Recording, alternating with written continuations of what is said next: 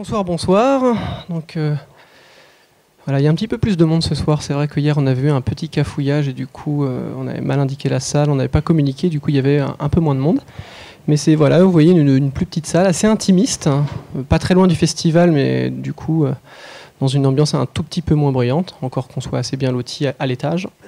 Donc musique et jeux vidéo. Un sujet dont la formulation est vraiment thématique, donc très très large, hein, puisque c'est pas un sujet problématisé. Mais du coup, c'est un sujet extrêmement ouvert. Si ouvert que j'ai 5 intervenants. Donc en commençant par celui que vous avez déjà vu hier ou l'année dernière au Stunfest, Mehdi Debabi Zourgani, animateur et créateur de Jeux Game Moi Non Plus, podcast d'analyse du jeu vidéo, responsable de l'enseignement, culture et jeux vidéo à l'école Eurasiam. Mehdi.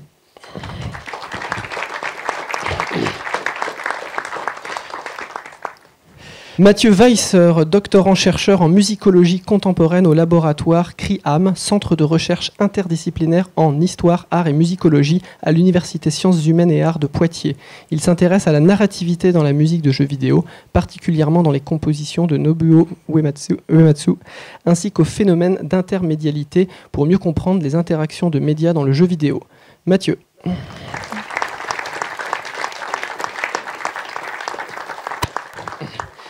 Frank Weber, il se définit comme perturbateur sonore, il est compositeur et sound designer pour l'audiovisuel, les objets et les lieux.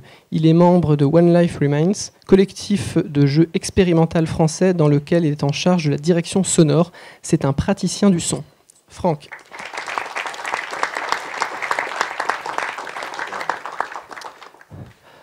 Antoine Tulou, chroniqueur Nesblog sur jeuxvideo.com pour l'émission Afterbeat.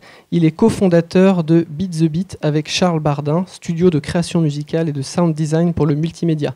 Il est étudiant en 2e année de master recherche en musicologie à l'université Jean Monnet de Saint-Étienne. Antoine.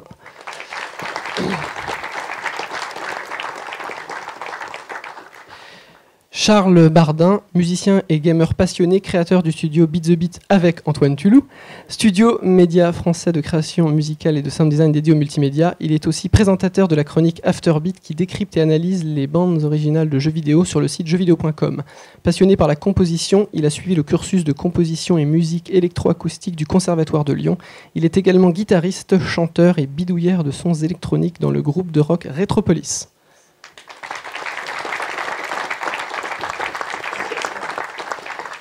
Et moi, du coup, Yann Chauvière, alias CDV, programmateur des conférences, cofondateur de NES, connu par son site communautaire Nesblog.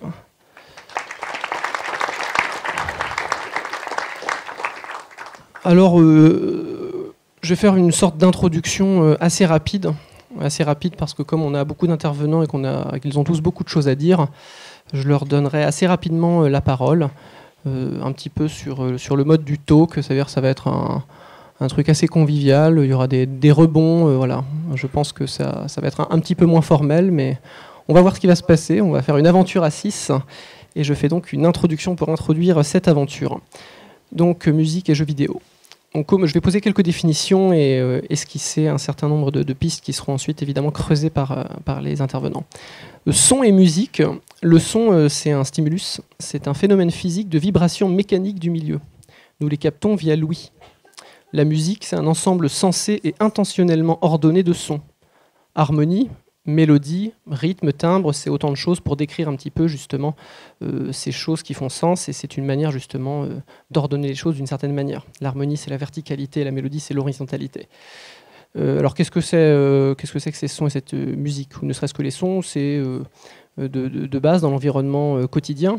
Donc là, je suis en dehors du jeu vidéo. C'est une source informationnelle. Ça donne de l'information sur l'environnement, comme par exemple un serpent qui est à nos pieds. Il y a un certain son en fait qu'on va reconnaître et on va avoir par exemple une certaine attitude, un réflexe de retrait du pied. L'eau qui coule, on va pouvoir la détecter, etc. Donc c'est quelque chose de manière un peu grossière que l'adaptationnisme et l'évolutionnisme a un petit peu sélectionné pour qu'on puisse survivre dans notre environnement en tant que chasseur-cueilleur et ensuite comme Homo sapiens sapiens. Ça nous lie à l'environnement. Et c'est aussi la communication, c'est avec la structure classique émetteur, message, récepteur. Je mets pour l'instant de côté la question du support, c'est ce qui nous lie aux autres. Donc du coup, le son, c'est ce qui nous lie à l'environnement et c'est ce qui nous lie aux autres. C'est une source tout court également qui nous touche au sens premier d'esthétique, c'est expérientiel. Il y a quelque chose vraiment qui nous touche au sens physique du terme. Alors, ce qui est marrant, c'est que ce que je viens de dire, ce qui est vrai dans la nature, ce que je viens de le dire, peut quasiment être transposé dans le jeu pour une bonne partie. Ça sert donc à lier le joueur à son environnement et aussi aux autres joueurs. Ça sert à diverses choses comme expliciter les règles, favoriser l'immersion, générer des tensions et de la détente. Raconter peut-être, encore que ce soit plus problématique, il faudra définir ce qu'on raconte et si on peut vraiment raconter, narrer avec de la musique. On sait même maintenant que la musique ou le son est utilisé comme élément de gameplay. Et le jeu vidéo, il pose aussi un autre problème, car il est intimement lié, comme vous le savez sans doute, à la base c'est un détournement de l'informatique, mais il est très très lié dans son histoire en partie à l'évolution de la technique, et notamment la musique de jeux vidéo. Donc il faut voir cette évolution technique, ces techniques comme des contraintes et des possibilités de création, contraintes hardware et software.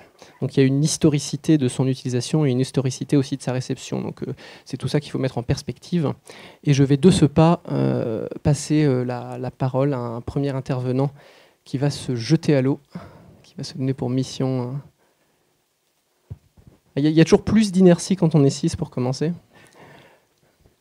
Moi, j'aimerais simplement présenter ce dont j'aimerais parler, ce que j'aimerais aborder ce soir. Ça va, vous m'écoutez bien ? Formidable.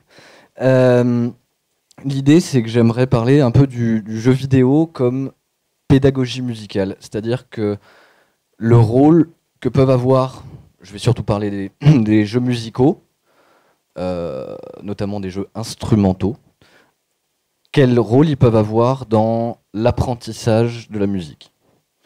Donc, la définition qu'Yann a donnée de la musique tout à l'heure était plutôt complète. Je ne vais pas énormément préciser là-dessus. Donc, sur la définition, je dirais juste il y a 3 grands points.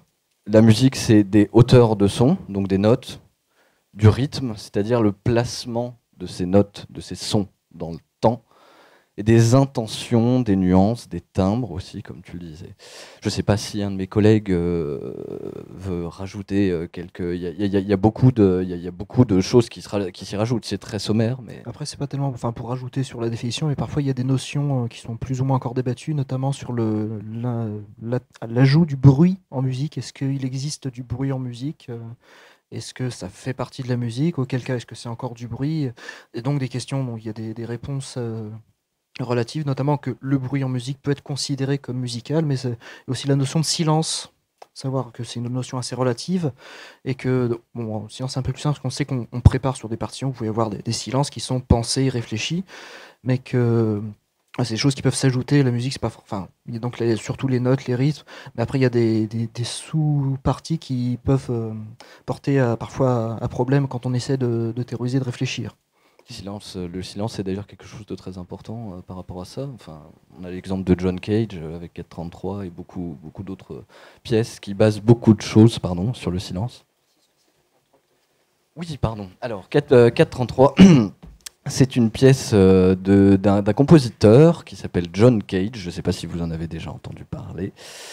Et donc, cette pièce... prouve plusieurs choses par son existence, prouve l'inexistence du silence déjà, c'est-à-dire que s'il y a un silence musical, la diffusion de la pièce même fait que on a du bruit dans une salle, donc le silence véritable n'existe pas totalement dans ce cas-là. Et voilà, je ne sais pas si vous voulez rajouter des choses là-dessus. Je veux bien rajouter un truc. En fait, John Cage a expérimenté le silence dans une chambre anéchoïque. Une chambre anéchoïque, je crois qu'il y en a une dans la Cité des Sciences ou à la Cité de la Musique à Paris. C'est une chambre où il n'y a aucun son, où vraiment on est en négatif au niveau décibels. Et John Cage a fait cette expérience dans cette chambre anéchoïque et il a écouté 2 sons. Il a écouté un son très aigu et un son très grave. Le son aigu, c'était le son de son système nerveux, un peu comme un très léger acouphène qu'on peut entendre un petit peu lointain. Et le son grave, c'était le son de son sang qui circulait dans ses veines, le son de son cœur. Et de ce postulat, il a dit que le silence complet n'existait pas, même dans une pièce anéchoïque où justement le silence complet est censé exister. C'est-à-dire que de l'oreille d'un être humain, le silence n'existe pas. Et c'est pour ça que c'est ce qu'il a voulu faire avec 4 minutes 33, qui est une pièce en 3 mouvements pour un pianiste, où le pianiste ne joue pas, il s'assoit sur le piano, mais il ne joue pas. Et c'est assez déroutant. Donc les gens, le public comme vous aujourd'hui, imaginez un pianiste qui joue pas, vous toussez, vous rigolez, il y a des portes qui claquent, il y a des gens qui s'enfuient parce qu'ils disent mais c'est quoi ce spectacle, on est venu écouter de la musique et il n'y a rien. Et pour faire vivre le silence.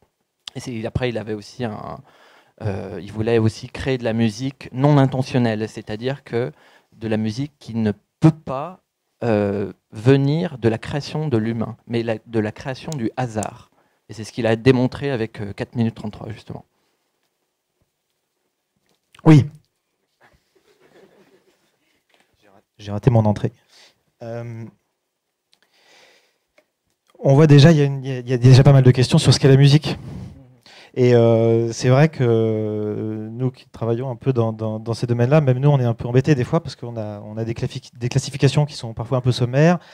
On a des... Bon, et c'est surtout, je crois, qu'on est à un moment de l'histoire de la musique qui est un peu particulier. C'est-à-dire qu'on a eu un siècle, le XXe siècle, avant nous, qui a complètement, j'allais dire bousillé, mais en même temps déconstruire, c'est plus à la mode de dire déconstruire, toute la musique. Je veux dire, on a commencé par casser, en effet, à réintégrer le bruit dans la musique, notamment par les futuristes. On a cassé la tonalité, on a cassé l'harmonie, on a essayé de mettre tout à plat les notes du piano noires et blanches, exactement au même niveau. Ça a donné les belles compositions de Schoenberg. L'enregistrement a aussi permis de fixer sur un support le son et donc d'une certaine façon de le réécouter, de le monter, de le découper. Je parle aussi de la musique concrète. Je veux dire, on a aussi au XXe siècle cette complète déconstruction de l'aspect sonore des notes pour l'emmener dans le monde des bruits. La musique sérielle, la musique générative, la musique silencieuse avec Cage. La question des partitions, qui c'est complètement quand on prend le travail de Morton Feldman, on en discutait tout à l'heure. En effet, c'était le colocataire de John Cage. On comprend pourquoi après. Il faisait des compositions sur des grilles. Il a complètement modifié même la représentation de la partition et il s'est intéressé aussi à l'aléa. Donc on arrive, si vous voulez, on est dans une période où tout a été un peu mélangé, brouillé, et en même temps on a essayé de remettre du sens dans la musique. Donc c'est vrai qu'une définition aujourd'hui de la musique, c'est extrêmement compliqué. Bon. Et ensuite, évidemment, il y a la question de qu'est-ce que la musique dans le jeu vidéo, où là on a des standards, on a des expérimentations, on a une sorte de bestiaire absolument incroyable de pratique, et aussi, ça j'en parlerai peut-être un peu tout à l'heure, de porosité entre ces différents matériaux sonores, parce que évidemment, comme je vous le dis, après un XXe siècle comme celui-là, la question de la musique et du FX dans le jeu vidéo, alors je voulais faire un geste mais je peux pas, il y a une forme de porosité, si vous voulez, entre ces deux. Et donc voilà, on trouve en effet, quand on regarde un peu le monde des jeux vidéo, on trouve un territoire un peu particulier. J'expliquerai ça un petit peu tout à l'heure, mais là on était vraiment en définition. Je vais rebondir sur quelque chose dont tu parlais tout à l'heure. C'était de l'évolution de la partition. Et en fait, j'aimerais bien essayer qu'on s'intéresse une petite minute à la partition visuelle dans le jeu vidéo. En fait, dans la façon d'aborder la musique, les jeux musicaux, ils ont des définitions très différentes. Et je suppose que vous avez tous déjà vu ou joué à des jeux musicaux, à des Guitar Hero ou autres. On a une façon de représenter visuellement la musique qui va pouvoir être très différente. Je vais donner quelques exemples parce que autrement ce serait peut-être un peu brouillon. Je vais essayer de pas être trop scolaire non plus.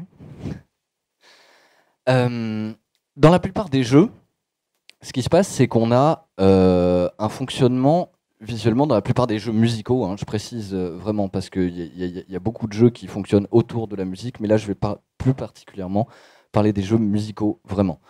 On a un défilement de notes qui arrive à un point précis où le joueur va appuyer sur un bouton. C'est le cas, par exemple, de ce jeu. Donc, Samba de Amigo.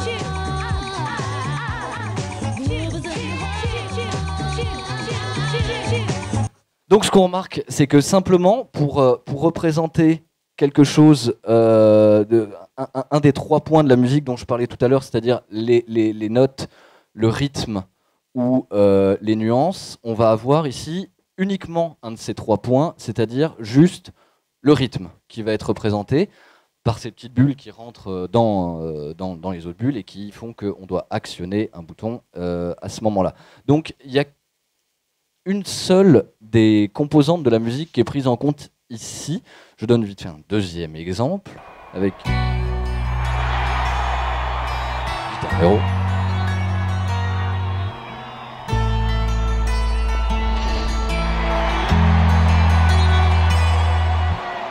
Vous aurez reconnu Hotel California. Ici, on a une deuxième strate qui est prise en compte, c'est donc celle des notes. Elle est prise en compte, mais à moitié, parce qu'en réalité, on ne peut pas en faire une vraie partition de ça. C'est-à-dire que à des touches peuvent correspondre plusieurs notes. On n'a que 5 touches, ou 4, je ne me souviens plus. 5 ? Formidable. Sur une guitare de Guitar Hero. Donc c'est forcément assez limité dans la représentation. On ne peut pas faire une partition avec quelque chose comme ça. C'est-à-dire que c'est un système de lecture qui est uniquement valable dans son jeu vidéo. Peut-être tu vas en parler un petit peu après. J'ai vu dans le livre dirigé par Karen Collins, merci, From Pac-Man to Pop Music, il y a un article donc un auteur qui traite de la représentation des musiques dans Guitar Hero et surtout de la réduction en fait, des mélodies, pour trouver les notes fondamentales qui serviraient à représenter ensuite ces notes réduites. Et en plus, mode de difficulté par mode de difficulté. Il montre l'évolution, les ajouts, parce que plus on augmente la difficulté, plus il y a des rajouts de notes.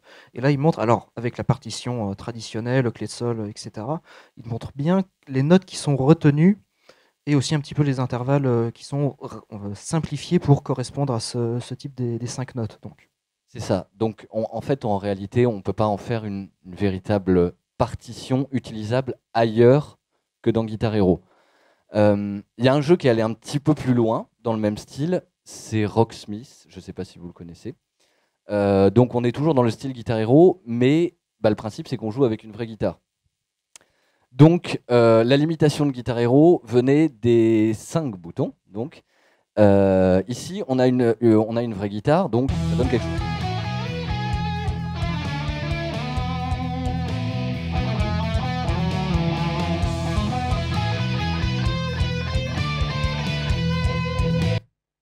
Voilà, alors je ne sais pas si on va être d'accord sur ça, s'il y a beaucoup de musiciens dans la salle. Je suis personnellement guitariste et musicien. Pour moi, ça c'est un truc qui est illisible, en fait. Tout simplement, je sais pas. Oui, je crois que tu es guitariste aussi, et moi aussi. Alors, première question, je l'avais déjà vue, ça se confirme. Donc là, il y a une sorte de reproduction de tablature. Ouais. Et sauf que les tablatures, donc il y a un sens quasi sacro-saint. Et là, le sens en fait des cordes, parce qu'on met les cordes les plus graves en bas, les plus aigus en haut, et là je crois que c'est l'inverse. Enfin, j'ai vu parfois l'inverse. Donc... Quand on est guitariste, en tout cas, c'est assez incompréhensible comme système. On peut s'y habituer, c'est un système de jeu.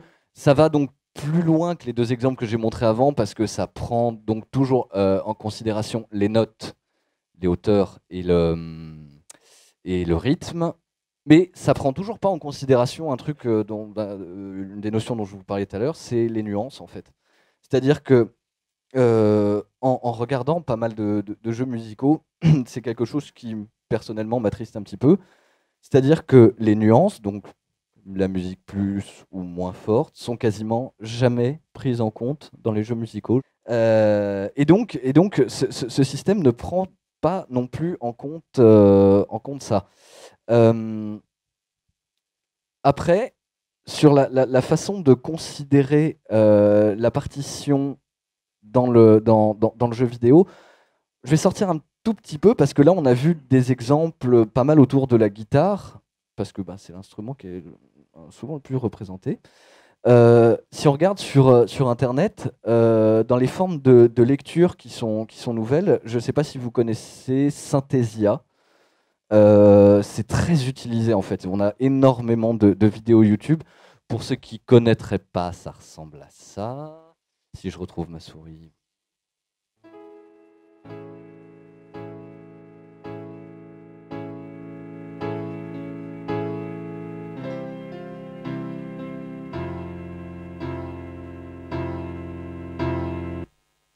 Donc là, on a pour le piano ou les claviers un système qui est quand même assez complet et qui pourrait essayer quelque part de rivaliser un petit peu avec la partition traditionnelle. C'est-à-dire de donner un nouveau mode de lecture qui soit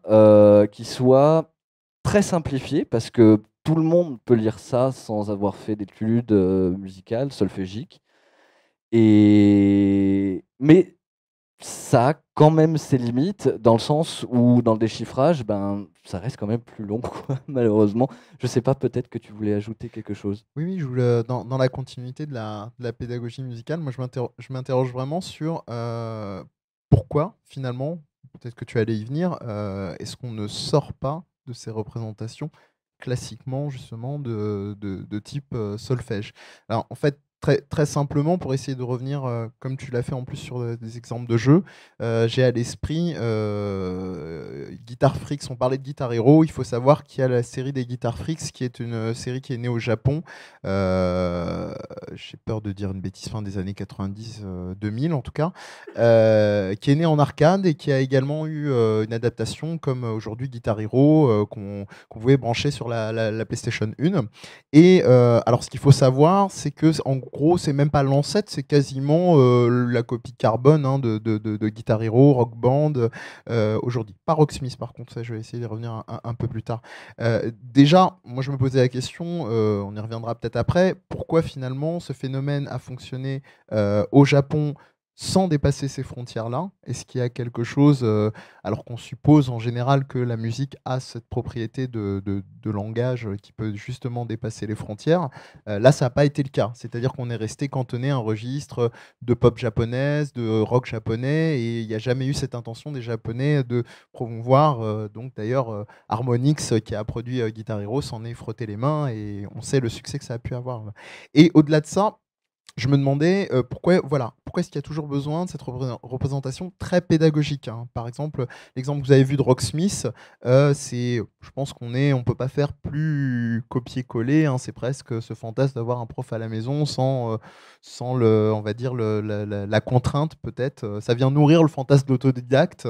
Et typiquement, j'ai l'impression que c'est pas quelque chose qu'on pourrait retrouver dans des productions japonaises qui arrivent toujours à avoir une figuration autre.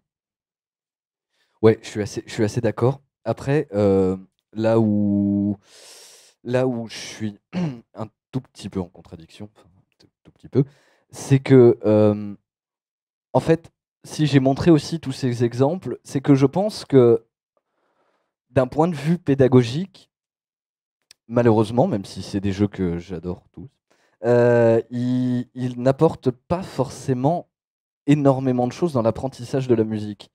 C'est-à-dire que le fait que, par exemple, si on reprend Guitar Hero ou même Samba de Amigo, en réalité, si j'en ai déjà fait l'expérience, c'est des jeux auxquels on peut jouer sans son. C'est-à-dire que si on peut simplement suivre le défilement, arriver donc en bas sur le. C'est très behavioriste en fait. Mhm. Le système te dit fais ça. C'est ça. Et ensuite il te dit fais ça plus vite. C'est ça. Mais il ne nous permet pas vraiment d'intégrer des connaissances musicales. Et en fait, peut-être que je vais un peu plus vous laisser la parole au lieu de tout le temps la monopoliser. Mais je reviendrai sur ça par rapport à un autre jeu qui s'appelle Rhythm Paradise. Je ne sais pas si vous connaissez, je suppose que pas mal de gens connaissent ici, qui lui a une vision de l'apprentissage musical, alors uniquement rythmique, comme le veut son nom, qui me paraît plus intéressante, toujours pour parler que d'apprentissage et de pédagogique, parce qu'il permet vraiment d'intégrer les choses, plus que de juste reproduire une séquence de boutons apparaissant à l'écran. Et je vais peut-être vous laisser un peu. Juste pour revenir rapidement sur l'apprentissage, aussi la notion de nuance, il y a quelque chose d'assez bizarre. Dans Rocksmith, dans l'une des dernières versions, il y a une sorte de mode pour travailler, si ce n'est apprendre l'improvisation. Et en fait, on choisit, alors on a le choix de choisir une gamme. Donc ensuite, la console de jeu vous montre les notes qu'il est possible de jouer. Il faut choisir les instruments qui accompagnent. Donc là, on se dit on est prêt à jouer. Bon, après, le principe d'improvisation, musicalement, on se dit qu'on change l'improvisation en fonction de ce qu'on entend de jouer des autres instruments. Et là où on parlait de la nuance, parce que le jeu intègre en fait, fait en sorte que les instruments qui vous accompagnent, en fait, vous accompagnent littéralement. Il n'y a aucun son tant que vous ne jouez pas. Si vous ne faites aucune note, les instruments ne jouent pas. Et en fait, en fonction de ce que vous allez improviser, ils vont théoriquement s'adapter à votre jeu. Ce qui, au niveau de l'improvisation, en fait, c'est pris à revers l'idée. Ce qui fait pour l'improvisation, on cherche à développer un langage musical en fonction de ce qu'on peut entendre, que comme ça, il pourrait évoluer. Sauf qu'en fait, on arrive toujours en premier. C'est le programme, là, un programme, entre guillemets, bête et méchant, qui va, en fonction de ce que vous jouez, dire, bon, maintenant, on va faire ça, qui va le faire plus ou moins bien parce que musique admet multiples interprétations. Et il y a ce côté, voilà, de la nuance. Ils se sont dit, on va essayer de nuancer le jeu, sauf que, de mon avis, ça fonctionne pas du tout dans le principe pédagogique. Et, même pour aller plus loin du principe pédagogique, vous parliez, je dirais, en technicien, en tout cas, du son, de la musique, des silences. Et moi, je trouve qu'il y a quand même profondément dans les jeux musicaux une difficulté, ça va peut-être paraître contradictoire, mais à appréhender ce silence-là. Les expériences qui jouent là-dessus sont extrêmement rares. Et les deux seules qui sont intéressantes, il y en a une qui se plaque un peu sur le modèle du solfège, mais qui pas tout à fait, et qui pour moi est un ancêtre de cette pédagogie musicale, qui est Mario Paint. Alors, il faut savoir que Mario Paint, c'était un jeu qui permettait à la base, normalement, de créer des colorations. Vous imaginez, vous savez, les espèces de photocopies de dessins d'enfance que vous aviez, que vous deviez colorier avec vos Crayolas, mais pareil avec une souris. Et il faut savoir qu'il y avait d'autres mini-jeux, dont un tape-tu-mouche et une programmation donc, musicale qui se faisait par des icônes des personnages de l'univers de Mario. Donc un Mario, un Yoshi équivaut à tel son 16 bits et ainsi de suite. Là, on est encore dans la portée. Le second jeu, qui avait déjà d'ailleurs été évoqué pendant une conférence au Stunfest il y a, je crois, 3-4 ans, qui était Electroplankton et qui avait été notamment évoqué par Reel Me Up, pour ceux qui, donc je pense qu'ils doivent être nombreux à connaître ici, qui est pour moi un des rares exemples peut-être d'improvisation entre guillemets totale, où là on a vraiment une interface qui est pensée pour partir dans une improvisation. Ouais, c'est intéressant, et en plus on est vraiment dans Electroplankton, dans le son pur et dur. On ne cherche pas à reproduire forcément un instrument, etc. On joue avec du son et on improvise avec du son. Et je pense que dans l'apprentissage peut-être de l'attention au son, c'est une expérience qui est assez intéressante. Ouais.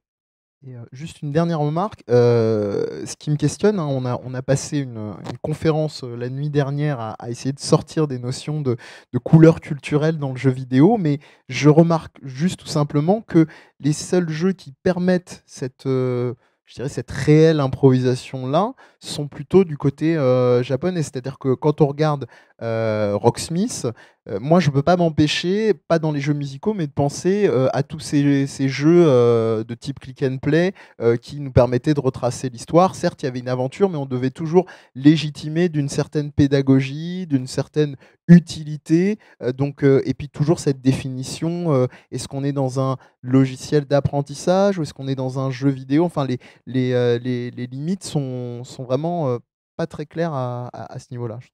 Je suis assez d'accord en fait avec ce que tu dis sur le jeu vidéo japonais. On a vraiment des visions de la musique en général même qui se confronte un petit peu. C'est-à-dire que dans beaucoup de jeux musicaux, je suis pas là pour bâcher Guitar Hero, qui est un jeu que j'aime beaucoup. C'est simplement que on a une vision de la musique qui est très compétitive en fait. Et, et quand tu es musicien, c'est toujours quelque chose. Enfin, moi, je sais que c'est toujours quelque chose qui m'étonne assez. De voir quand tu es en train de jouer des You Rock, You Suck, tous les trucs comme ça. Bon, ouais, je sais pas, enfin, quand t'es musicien rock, t'as pas vraiment l'habitude de dire que tu fais de la musique pour ça, quoi, en fait. Et c'est donc une vision de la musique en général qui est assez étonnante. C'est-à-dire que je remets pas en cause l'aspect compétitif qui fait que ça fait un bon jeu vidéo, mais c'est peut-être plus la vision de la musique que ça peut véhiculer en général, en fait. Alors, juste un point, je me permets de rappeler quand même que dans les années 70, on parlait notamment pour le rock de Guitar Hero, enfin, littéralement, hein, c'est-à-dire qu'en gros, c'est quelque chose qui existe. Je ne soupçonne pas tous les jeunes guitaristes de vouloir briller, d'être dans une dérive érotique, j'allais dire, donc égotique. Mais érotique, ça marche très bien aussi, ceci dit, hein. C'était un bon lapsus. Mais il y a cette idée de la performance et après de l'adulation, effectivement, mais pour rester sur une description strictement musicologique, et on le voit après par des déclinaisons du métal et de certaines variantes, de la vitesse d'exécution comme critère quasiment majeur, critère esthétique majeur. On va dire, un tel guitariste va extrêmement vite, on enlève quasiment toute dynamique. Le métal, c'est la caricature, en fait, pour une partie, hein, le métal, c'est extrêmement vaste, hein. Et si on retrace l'histoire du métal, avant le métal progressif, qu'on devrait traduire d'ailleurs par progressiste d'une certaine manière, enfin, c'est un peu compliqué. Mais quoi qu'il en soit, pour les formes Ivy, enfin, c'était vraiment une musique justement où on enlève très souvent les nuances, où on retrouve pas mal de ces canons esthétiques. Et Guitar Hero, effectivement, ça va exactement dans ce sens, hein. C'est la vitesse et être je veux une statue de moi en train de faire de la guitare. Enfin, il y a un côté parce que ça fait rêver, il y a une part de ce rêve qu'on vend d'une manière, certes, pas du tout jeu musical, c'est vraiment un jeu d'arcade, hein, mais voilà. Mais on peut pas en enlever le côté amusant, le côté fun que ça a et le côté compétitif, etc., que ça a aussi, c'est très intéressant. Mais oui, c'est plus dans l'apprentissage, j'arrive pas à saisir encore qu'est-ce qu'on va apprendre musicalement par rapport à ça. Et puis c'est vrai, c'est que, enfin, comme tu disais et comme on dit depuis tout à l'heure, c'est que ça intègre pas vraiment les nuances. Moi, c'est quelque chose auquel je suis très attaché, mais la musique aujourd'hui en général, et que ce soit à la radio ou dans plein d'autres cas, et tout est toujours à fond en fait. Et ça surfe sur cette vague aussi, c'est-à-dire que quand tu es musicien et que tu es habitué à ça, c'est énervant parce qu'on dit que la musique, elle va être surcompressée, euh, et elle ne laisse place à quasiment aucune nuance. Et, et c'est dommage qu'avec toutes les expériences qu'on peut avoir, les jeux musicaux, et je parle vraiment précisément des jeux instrumentaux, n'intègrent pas assez ce critère. Je vois que tu voulais. Oui, parce que tu parlais de musique très compressée. Oui. Et en effet, il y a une tendance qui date de la fin des années 90 où on a commencé à vraiment compresser énormément. Je pense que, enfin, je sais pas si si ça vous parle en gros, hein. Oui, il y a beaucoup de oui. Euh, donc l'idée, c'est de mettre au maximum. Mais on ne peut pas nier que donc, depuis enfin, le début des années 2000, il y a des courants musicaux qui ont utilisé la compression de façon beaucoup plus créative. Notamment par le biais de ce qu'on appelle le sidechaining, qui est une technique pour utiliser la compression, non pas comme un ingénieur son, hein, mais plutôt de façon créative pour créer des effets. Et c'est notamment toutes ces musiques qui utilisent les rythmes comme des points d'accès qui permettent de modifier d'autres parties de la musique. Vous allez avoir une nappe de musique, elle va faire et vous allez utiliser le son du beat pour manger, hein, comme aspirer, si on veut, la nappe. Et donc vous allez avoir des musiques extrêmement compressées et je pense Ça crée le niveau voilà, sonore, ça crée des creux. on a eu ça dans l'abstract hip-hop avec toutes les déclinaisons derrière. Même dans la musique dubstep, il y a cette logique-là de compression énorme. Donc, c'est pas simplement plus fort, c'est-à-dire même si on nous a mis ça dans la tête, que c'était très fort, il y a quand même des gens qui se sont dit, bah, on peut quand même faire un usage créatif de ça. Donc, d'une certaine façon, de ce qu'on pourrait considérer comme une erreur, allons plus loin et utilisons-le de façon créative pour produire de nouveaux contenus. Ça, pour moi, c'est la leçon de la compression. C'est ce que je voulais ajouter. C'était juste pour, pendant que j'y pense, revenir sur le côté un peu compétitif des musiciens, notamment des guitaristes. En fait, j'ai 2 exemples en tête qui sont tous les 2 américains. Donc je ne sais pas s'il y a un peu une culture plus américaine là-dessus. Le premier, c'est dans le film assez récent This Is It avec Michael Jackson. Il y a une partie du spectacle où il y a 2 guitaristes, un homme et une femme, qui font donc c'est échange de solo à qui jouera le plus vite, le plus dans le dos, dans n'importe quelle position. Donc il y a vraiment, musicalement, c'est mis en scène l'un contre l'autre. Bon, à la fin, ils se tapent sur l'épaule et c'est toi le meilleur, mais non, c'est toi. Et par contre, un autre exemple, alors malheureusement, je ne connais pas du tout le nom du film. J'ai vu l'extrait sur internet, on a une sorte de concours là aussi. Alors, le film est américain, c'est sûr. Et ce qui est intéressant, c'est les représentations entre les deux. Il y en a un qui, c'est vraiment typique, le jeune américain qui sort un peu de sa campagne, qui a une Fender Telecaster, je crois, de guitare américaine, avec un pantalon un peu usé, mais bon, avec une sorte de béret. Et en face de lui arrive le métalleux en pantalon cuir, je crois qu'il est blond permanente. Il a une guitare de fabrication asiatique avec des bords très coupés, qui joue style shred ultra, ultra virtuose, et qui finalement n'arrive pas à remporter. C'est aussi bataille qui jouera le mieux et le plus vite aussi. Et bon, l'homme au pantalon de cuir, évidemment, n'arrive pas à remporter le combat. Il doit lâcher prise. Et je trouvais que là, enfin, en tout cas, pour les guitares, ça m'avait paru évident quand je l'ai vu. Je crois que c'était une guitare japonaise contre le bon américain. Et que voilà, c'était l'américain qui Les l'avait. conflits politiques, ça. Peut-être. On parle un peu de jeux vidéo aussi. Oui, oui. Et- Parce que moi, j'ai déjà eu Hotel California. Ouais. Ça m'a donné des cauchemars pendant 20 ans. Donc, et maintenant, on va me parler d'Ingrid Mastin, de Satriani et tout ça. Ça va me ramener dans ma jeunesse. Non, c'est vrai que moi, je suis un praticien. Donc, j'ai plutôt les mains dans le cambouis. Donc, je suis plutôt intéressé de communiquer un petit peu ce qu'est mon travail aussi. Et notamment les difficultés qu'on a à définir ce que c'est la musique dans le jeu vidéo. Définir la musique, c'est déjà compliqué, mais la musique dans le jeu vidéo, et de façon un peu standard, on a des standards. On a notamment les standards, dans les standards de l'industrie, on distingue assez classiquement ce qu'est la musique, qui a plutôt une fonction émotionnelle, on va dire, et les effets spéciaux qui nous apportent du feedback, enfin les FX, quoi.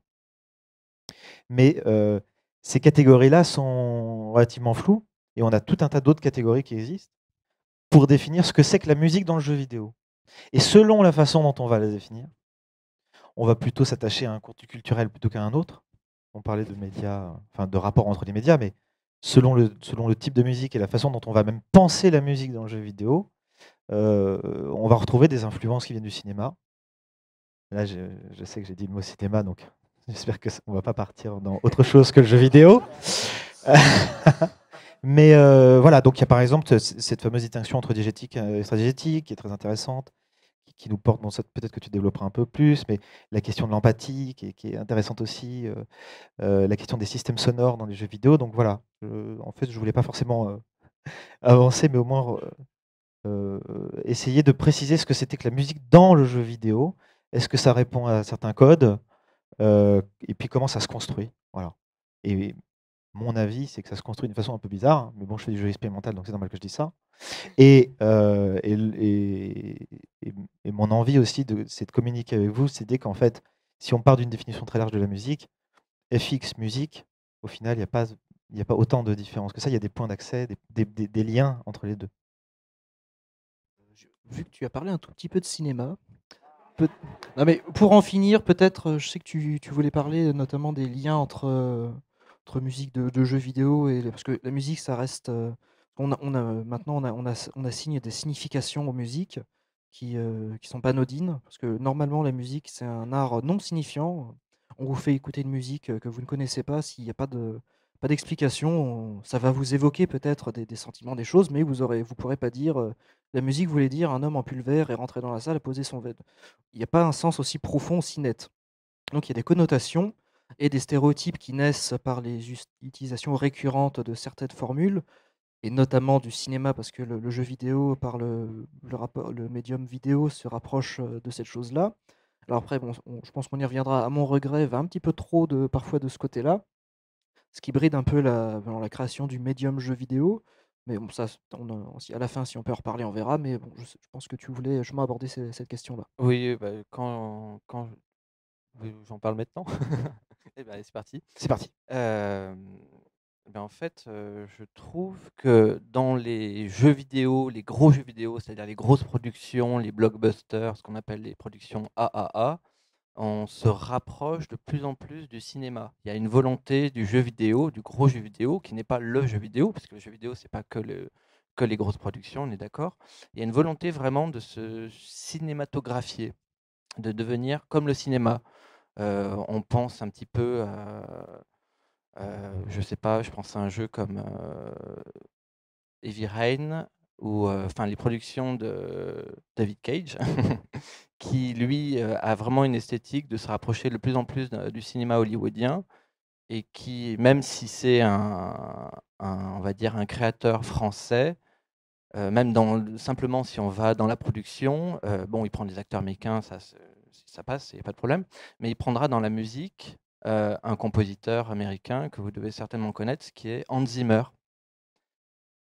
Et alors pourquoi pourquoi Hans Zimmer, alors que justement, si c'est un créateur français, il y a des compositeurs de musique de jeux vidéo, et pas forcément des compositeurs de musique de jeux vidéo, des compositeurs de musique tout court, comme bah, vous devez certainement peut-être en connaître quelques-uns. On a Christophe Herral, Olivier de Rivière, on a des personnes qui sont capables d'apposer aussi leur style. Alors pourquoi j'envoie des aiguilles un petit peu sur Hans Zimmer?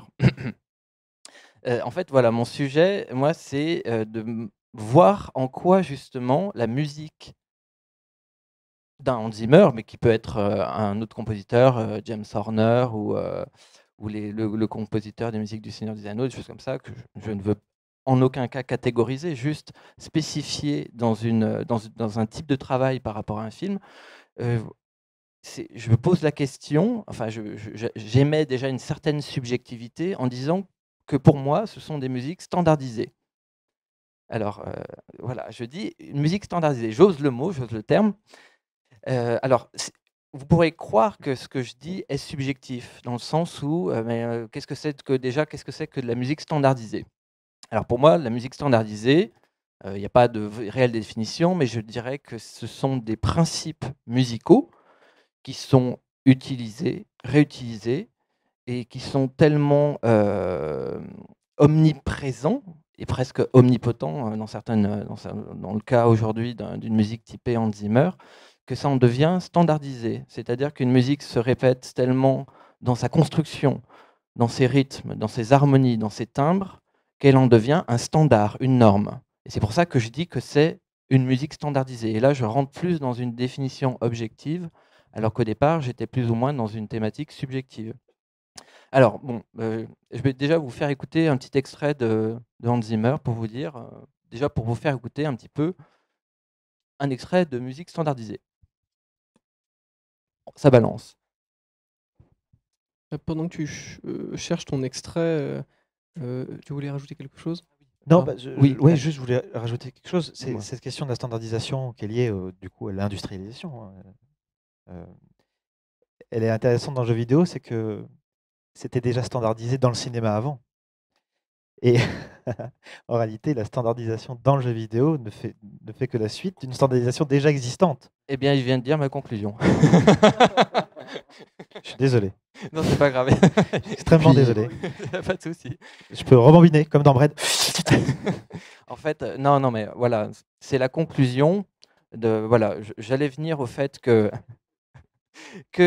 cette standardisation qui est déjà présente dans le cinéma, et étant donné que le jeu vidéo, enfin les gros blockbusters, on est toujours dans ce catégorie de jeux vidéo, que les gros blockbusters jeux vidéo ludiques veut se rapprocher du cinéma, emprunte aussi les codes du cinéma, et d'un cinéma très spécifique. C'est pas le cinéma de Bollywood, c'est pas le cinéma japonais, c'est bien le cinéma hollywoodien.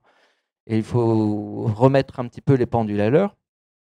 C'est-à-dire que le cinéma hollywoodien, au départ, quand il a été créé, ce sont des immigrants européens qui ont voulu faire le rêve américain et ont construit Hollywood au début du XXe siècle, justement en pensant que l'industrie, enfin que le cinéma, qui était une technique plus ou moins récente quand on est en 1900-1910, pour justement créer une industrie. Et Hollywood, on l'a toujours catégorisé comme ça. On a toujours dit Hollywood, c'est l'industrie du cinéma. Et c'est un peu le pôle économique du cinéma mondial.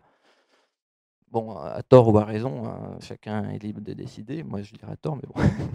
Non, il y a eu des très bonnes choses aussi. Et donc, musicalement, il y a eu une espèce d'histoire assez particulière avec l'industrie du cinéma hollywoodien. Parce qu'au départ, il y a eu des techniques de synchronisation musique et images qui ont été expérimentales. D'ailleurs, en fait, je pense au ballet mécanique de George Entile avec le film de Fernand Léger et Dudley Murphy, où c'était un film avec son scénario, avec des images un peu kaléidoscopiques, des objets en mouvement, des choses comme ça. Et il avait été décidé que ce film, enfin on ne sait pas vraiment, mais on va dire comme ça, qu'il a été décidé que ce film serait accompagné d'une musique, une musique de George Entile, qui est un compositeur américain qui est né en 1900, qui est mort en 59, et qui avait créé une musique toute mécanique, qui est un petit peu justement l'héritage des futuristes, avec le manifeste des futuristes de Luigi Ruzzolo, enfin donc tous les futuristes italiens. Il avait créé une musique, oui. Pour préciser ce que c'est que le futurisme. Parce que Oui, alors le futurisme, excusez-moi, je reviens sur on cette parle base. de choses un peu. Oui, oui. Alors le futurisme, en fait, justement, quand on était dans l'introduction, c'était des gens qui voulaient considérer le bruit comme une musique. Et donc, ils ont créé des instruments qui faisaient du bruit, qui faisaient un ramdam complètement. Enfin, ça pète les oreilles. Hein. Je pense au ruzzolophone, qui est un instrument que Ruzzolo a inventé, et qui considère une partition, une symphonie avec du bruit, ou des poèmes criés, scandés. Enfin, donc, il y avait vraiment cette esthétique au début du XXe de considérer le bruit comme musique. Donc déjà, il y avait du hacking. Parce qu'on prenait des vieux instruments, des instruments comme un piano, on enlevait les cordes, on mettait des bouteilles de bière dedans et on jouait avec. C'est à peu près ça. C'est exactement Voilà. ça. Et donc, mais il y avait déjà de l'expérimentation. Donc, il y avait ces phases d'expérimentation avec l'image. Il y avait aussi, on va dire, donc vous connaissez bien les pianos-bars ou on va dire ceux qui improvisaient au piano sur de l'image, qui, on va dire, qui habillaient l'image des premiers films, premiers films en noir et blanc. Ensuite, il y a eu des compositeurs, parce qu'Hollywood donc a grandi, et des compositeurs ont été attitrés pour créer, composer la musique des films hollywoodiens dans les années 40, les années 50, dont George Entile a justement été un compositeur de certains films, je pense à The Pride and the Passion. Et donc on était jusqu'aux années 70, vraiment un petit peu dans un style assez éclectique. Ça empruntait du jazz, il y avait Miles Davis qui a fait par exemple la musique d'un film, Ascenseur pour l'échafaud, merci. Et, Musique complètement improvisée. oui, ouais, qui est complètement improvisé. Donc il y avait vraiment cette idée d'expérimenter. Et dans les années 70, je fais des ellipses temporelles un petit peu grandes, mais je vais arriver à ça. Dans les années 70, il s'est créé, il y a un film pilier que vous connaissez certainement tous, c'est Star Wars. Et donc Star Wars, la musique a été composée par John Williams. Et George Lucas propose, on va dire, à John Williams de se référer à une pièce déjà existante d'un compositeur qui est Gustav Holst, qui est un compositeur anglais, on va dire fin 19e, début 20e, et qui a composé une pièce qui est assez célèbre pour un mouvement, je vous en ferai écouter, qui s'appelle Les Planètes, et qui a été composée entre 1914 et 1917. Alors, donc John Williams prend le conseil de George Lucas en disant bah, écoute, oui, je vais te composer quelque chose dans le style de. Et il a donc composé le thème, enfin, on va dire la majeure partie des musiques de Star Wars en s'imprégnant un petit peu des planètes de Holst. Alors, je vais vous faire écouter, par exemple, Mars, qui est le premier mouvement des planètes de Holst. Tellement de nuances en fait, c'est de la musique classique. Donc Ça prend du temps. tu pourrais compresser un petit peu le son. Alors pour la petite histoire, comme ça tu peux préparer ton truc. Pour la petite histoire, en fait, Williams il a aussi piqué la fameuse marche de Dark Vador, à un compositeur surréaliste belge. Parce qu'il n'y avait pas de surréalisme français dans la musique. Parce qu'André Breton ne voulait pas, mais je ne veux pas rentrer dans les détails, même si je dois meubler. Ah non, c'est bon. Ça commence à venir. Voilà.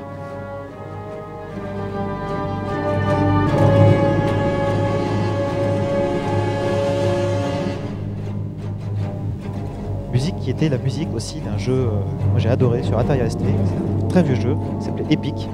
C'était un jeu de simulation de vaisseau spatial. Qui a un peu dans la veine de Captain Blood, mais sans la partie langage, avec des missions de simulation. C'était l'entrée du jeu. Donc ouais, on est vraiment dans, voilà, dans quelque chose d'épique. Alors épique, je peux pas vraiment dire le terme, parce que au départ, la musique n'est pas signifiante. Mais normalement, voilà, pourquoi elle l'est. On t'entend quasiment Ok, plus, je ça pense, par marche. contre. Désolé, je gère mal les technologies. Voilà, donc je vous ai fait écouter le premier mouvement de Mars, de Holst. Et qu'est-ce qui vous vient, quelle est la première chose qui vous vient à l'esprit? Est-ce que ça ressemble à Star Wars? Vraiment, je vous pose la question. Effectivement, et pourtant, c'est 1914. C'est-à-dire qu'on est quasiment 50-60 ans de la composition de John Williams. Il y a donc la réutilisation un petit peu des couleurs orchestrales. C'est lent crescendo, ce rythme martial. Donc, je pense que vous connaissez, mais je vais quand même vous faire réécouter la marche impériale de John Williams dans Star Wars. Et on a exactement cette marche martiale qui est donc appuyée par les percussions. Vous m'entendez en même temps? C'est parfait. Vous avez le thème au corps et vous avez derrière les cordes, tout le pupitre des cordes, les violons, les altos, les violoncelles et les contrebasses qui accompagnent ce thème. Magnifique. En tant que sound designer, je me suis senti obligé de faire un bruit. Merci. Et donc, il y a une réutilisation exactement de ce type d'orchestration. C'est-à-dire avec une triangulaire d'instruments qui est vraiment réutilisée, les percussions, les cuivres par le biais des corps, des tubas, des trombones et des trompettes, et le pupitre des cordes, avec donc tous les instruments, le pupitre des cordes que je vous ai décrits. Mais pas entièrement. Disons que on va dire c'est cette triangulaire qui est vraiment mise en avant, mais pas complètement. John Williams est capable, à la suite de ce morceau, d'évoluer avec des nuances plus fines, avec faire entrer un piccolo, faire entrer justement le pupitre des bois. Alors les bois, ce sont les flûtes traversières, ce sont les hautbois, clarinettes et bassons. Et donc voilà, il y a vraiment cette façon d'orchestrer, si bien que John Williams s'est vraiment réapproprié un style, mais finalement créer le sien aussi. Il a sa façon d'écrire, il a sa façon de créer son propre thème. Et quand je vais un peu plus loin, dans le cinéma hollywoodien, vous avez par exemple aussi la réutilisation complète d'œuvres originales, comme dans 2001, l'Odyssée de l'espace, avec l'introduction de Richard Strauss, de Ainsi parlait Zarathustra. J'imagine que vous le connaissez. Vous me dites si vous ne connaissez pas, vous levez plein de mains, non, vous ne connaissez pas. Et on a aussi une réutilisation complète, un réarrangement d'une pièce, mais qui est si peu voilé, l'arrangement est si peu voilé que l'original et le réarrangement sont quasiment identiques. Alors là, je vais vous faire écouter deux extraits. Je vais passer donc encore un autre mouvement des planètes de Holst qui est Jupiter. Alors, Jupiter, je vais vous faire écouter.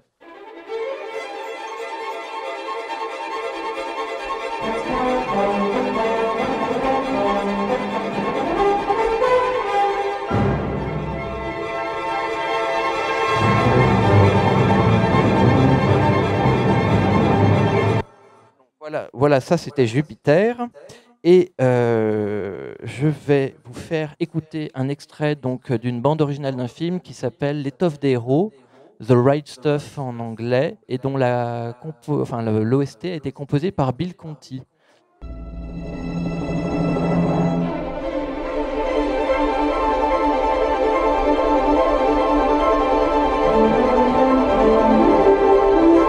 Ce n'est pas Jupiter de Holst. C'est Bill Conti. Donc c'est une repompe. C'est une reprise. C'est une grosse reprise. Donc, vous voyez, je vous ai fait écouter les 2 extraits avec une petite cacahuète au milieu. Mais voilà, vous avez bien reconnu la ressemblance, elle est vraiment frappante, entre Jupiter de Holst et Bill Conti dans L'étoffe des héros. Et là, donc, j'en viens justement, c'est une réutilisation, c'est une réorchestration à peine simulée, à peine voilée d'un morceau qui prend vraiment son modèle et qui le transpose avec des petites. Et non, on va faire une mélodie comme ça, non, on va prendre le même ostinato des cordes. L'ostinato, c'est la répétition du. Et donc voilà, et donc dans les années 70, le cinéma hollywoodien reprend vraiment les codes de ses compositeurs. Donc j'ai cité Richard Strauss, j'ai cité Holst, je pourrais citer Wagner, je pourrais citer Tchaïkovski, je pourrais en citer bien d'autres. Ils reprennent vraiment ces codes et vont vraiment les réadapter par rapport au cinéma hollywoodien, parce que ça a vraiment une dimension épique, orchestrale, forte en nuances, avec toujours ce triangulaire cordes, cuivre et percussion qui fonctionne. Et si on avance un peu plus loin, là aussi je fais une ellipse temporelle un peu osée, mais j'en viens à un personnage donc, que j'ai cité un petit peu de temps avant, qui est Hans Zimmer. Et Hans Zimmer, je ne vous ai pas fait écouter de choses d'Hans Zimmer.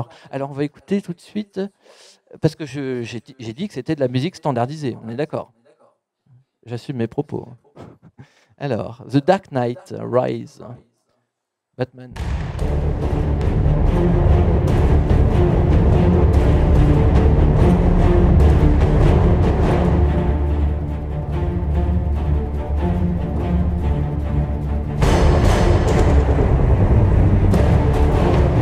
Globalement, si on écoute 10 secondes, on a tout écouté, plus ou moins. Oui, pardon. Alors, Hans Zimmer, pourquoi j'en viens à Hans Zimmer? Eh bien, écoutez, il a une histoire particulière. C'est un compositeur américain qui a commencé à composer la musique, qui a eu un succès un petit peu avant avec on va dire des expériences en Europe, mais il a émigré aux États-Unis et il a fait la musique de Rain Man. Alors, Rain Man, je ne sais pas si un film avec Dustin Hoffman, voilà, il a fait la musique qui est plutôt bien, je dois avouer, curieusement. Mais j'en viens pourquoi je comprends pas pourquoi après il a continué à faire des choses telles que je vous ai fait écouter. Ensuite, il a eu un grand succès avec Le Roi Lion, parce que c'est lui qui a fait les musiques. C'est pas lui qui chante, hein, mais il a fait les musiques du Roi Lion. Donc, il a continué à évoluer. Et là, il a commencé à avoir bon, il était déjà une bonne notoriété, mais le succès là où il a vraiment commencé à être très demandé, c'est avec Gladiator. Alors Gladiator, je vais vous faire écouter juste un petit extrait. Gladiator, où es-tu? Merci. Alors, il y a un minutage. Alors, Gladiator, 2,52.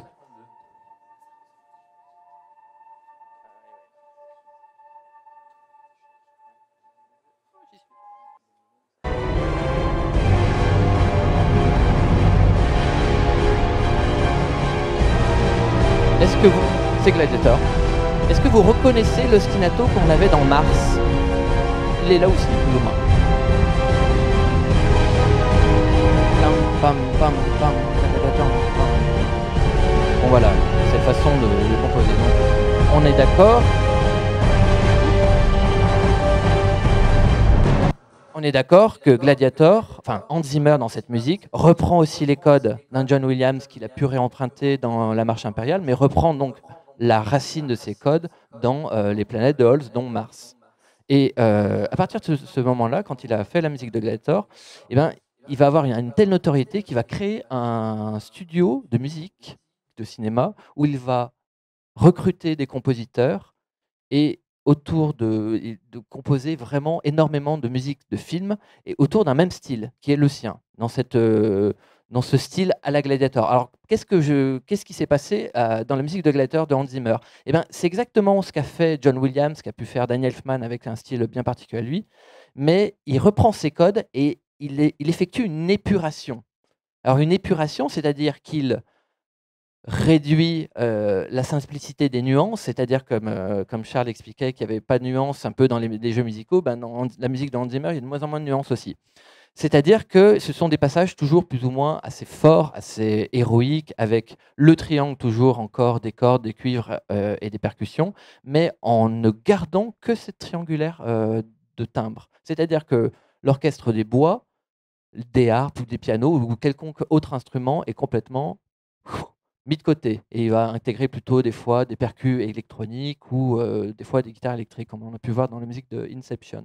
Donc il fait cette espèce d'épuration, et grâce au succès de Gladiator, et grâce au studio dont j'ai oublié le nom, qu'il confonde avec, dont j'ai oublié le nom aussi, j'ai oublié beaucoup de noms, parce que je le fais sans notes, hein. J'essaie justement d'être le plus pédagogique possible, et ben, il va asseoir vraiment une espèce de standard. Il va créer une norme. C'est-à-dire qu'avec son studio, entre 2000 et 2000, aujourd'hui, 2014, il a créé, sous le nom Hans Zimmer, près de 70 bandes originales de films. Je ne sais pas si si vous vous rendez compte, c'est quasiment impossible. C'est quasiment impossible. Il a tellement installé cette norme, et je vais vous donner aussi une idée du temps de travail qu'il faut pour faire une vraie OST de film. On a l'exemple d'un compositeur de musique de film qui s'appelle Gabriel Yared, qui a fait la musique de La vie des autres et qui est très très bon, un excellent compositeur qui a beaucoup de nuances, beaucoup de force dans sa musique, et qui devait au départ faire la musique d'un grand péplum. D'ailleurs, Gladiator, c'est un peu le retour des grands péplums dans le cinéma hollywoodien depuis Ben-Hur et puis Cléopâtre et voilà, tous les grands péplums. Le Gladiator aussi refigure le renouveau du péplum. Et je retourne sur voilà, Gabriel Yared qui doit faire la partition du film 3 avec Brad Pitt qui est très mauvais. C'est un avis très subjectif. Eh bien, Gabriel Yared a fait tout un travail de composition. Il a passé plus d'un an à écrire vraiment une musique très audacieuse. J'ai pas eu l'occasion de l'écouter, mais bon, j'ai écouté pas mal de son travail un petit peu extérieur. Je vous invite d'ailleurs à aller en écouter, c'est assez subtil, assez audacieux. Et à Hollywood, ils ont une petite salle de cinéma. Avant de sortir le film en salle, ils ont le film, ils ont la musique, le film est complètement fini, et ils prennent en fait des spectateurs tests qui regardent le film et qui donnent leur avis sur le film, sur la musique, la mise en scène et ce qui ne va pas. Et donc les spectateurs tests, une fois ressortis du film 3 et de la partition de Gabriel Yared, ont dit que la musique était trop audacieuse. C'était leur terme.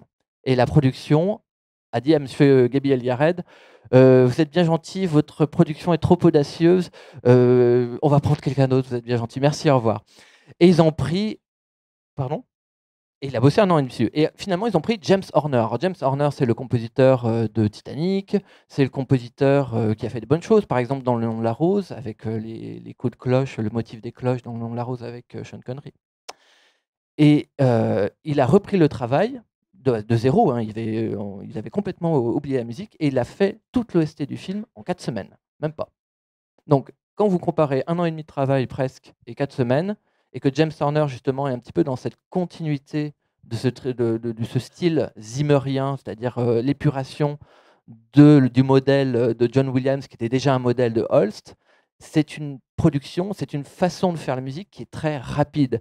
Et le fait que Hans Zimmer et Comparse, avec sa société, crée près de 70 bandes originales de 2000 à 2012, pour un compositeur, entre guillemets, comme Gabriel Yared, ça n'est pas possible.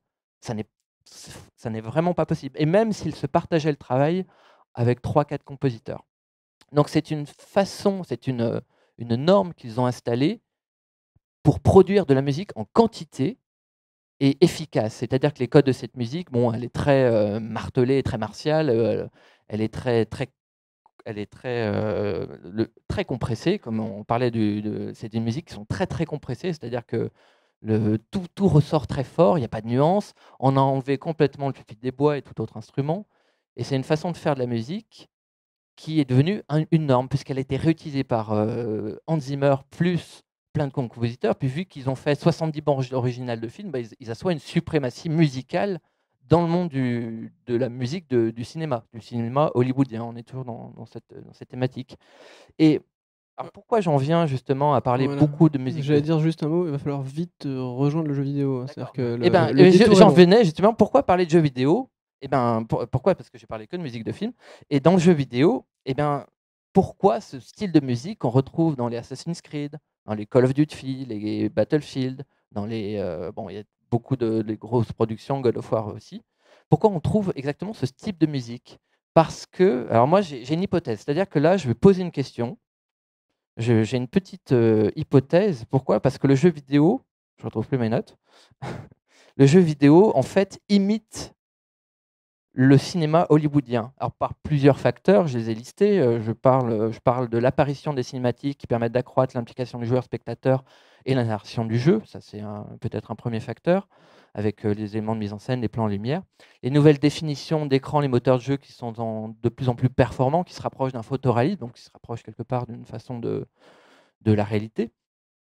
Les consoles de jeux qui sont capables de faire entendre des musiques symphoniques, on n'est plus dans le chiptunes avec nos consoles actuelles, enfin on est toujours capable d'en faire écouter, mais on peut faire justement ce type d'orchestre.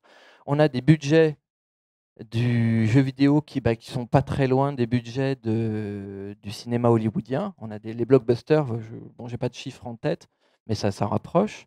On a les productions, la thématique des blockbusters, c'est souvent des jeux grands spectacles, des jeux de guerre, qui sont souvent aussi l'apanage du cinéma hollywoodien, avec ce type de musique. Et aussi le passage de certains compositeurs de musique hollywoodienne qui passent dans le jeu vidéo. Et c'est pour ça que je parlais de Heavy Rain et la dernière production de David Cage qui s'appelle Beyond Two Souls, merci, dont Hans Zimmer en est le compositeur. Et Hans Zimmer aussi a fait la musique le thème de Call of Duty. Donc il y a le jeu vidéo qui veut se coller proche du cinéma hollywoodien, qui veut lui ressembler, et en même temps le cinéma hollywoodien qui lui tend une main. Et vu que ce cinéma hollywoodien sait à proposer une standardisation, une norme musicale, et bien quelque part, voilà, tu en reviens à la conclusion que je disais, moi je pense que est-ce que c'est un fait, j'en sais rien, mais c'est une évolution logique que ce type de musique soit inoculé du cinéma hollywoodien aux jeux vidéo. Voilà. Oui.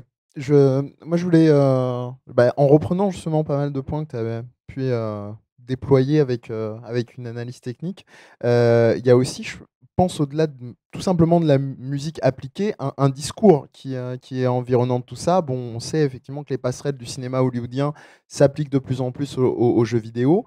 Ce qu'il faut savoir aussi, c'est que ça peut être par d'autres aspects. Tu parlais de la dimension métaphorique justement de l'histoire américaine avec cette terre donc d'immigrants et cette image de la réussite de l'American Dream. On le retrouve finalement bien sûr au cinéma avec des personnages qui sont tout à fait quelconques, hein, quand on regarde les plus grandes mythologies du cinéma, hein, c'est des Scarface, des petits personnages qui arrivent au sommet, et puis c'est des modèles qu'on retrouve beaucoup dans le jeu vidéo de manière là aussi très standardisée.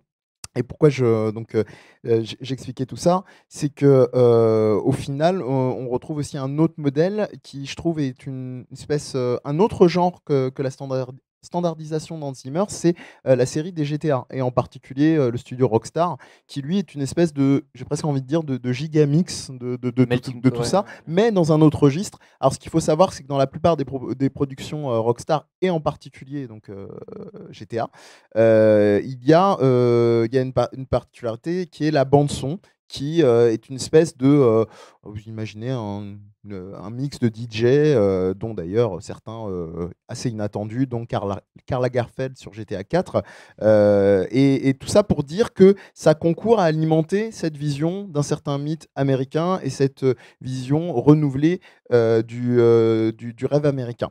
Je vais sortir donc du coup de cette lecture dans le cinéma et essayer de recoller aux jeux vidéo avec des auteurs donc autres que Hans Zimmer, etc. Oui, pardon. Juste pour finir un peu sur pourquoi dans le jeu vidéo et dans le cinéma, pourquoi il y a des cuivres, beaucoup, et des percussions.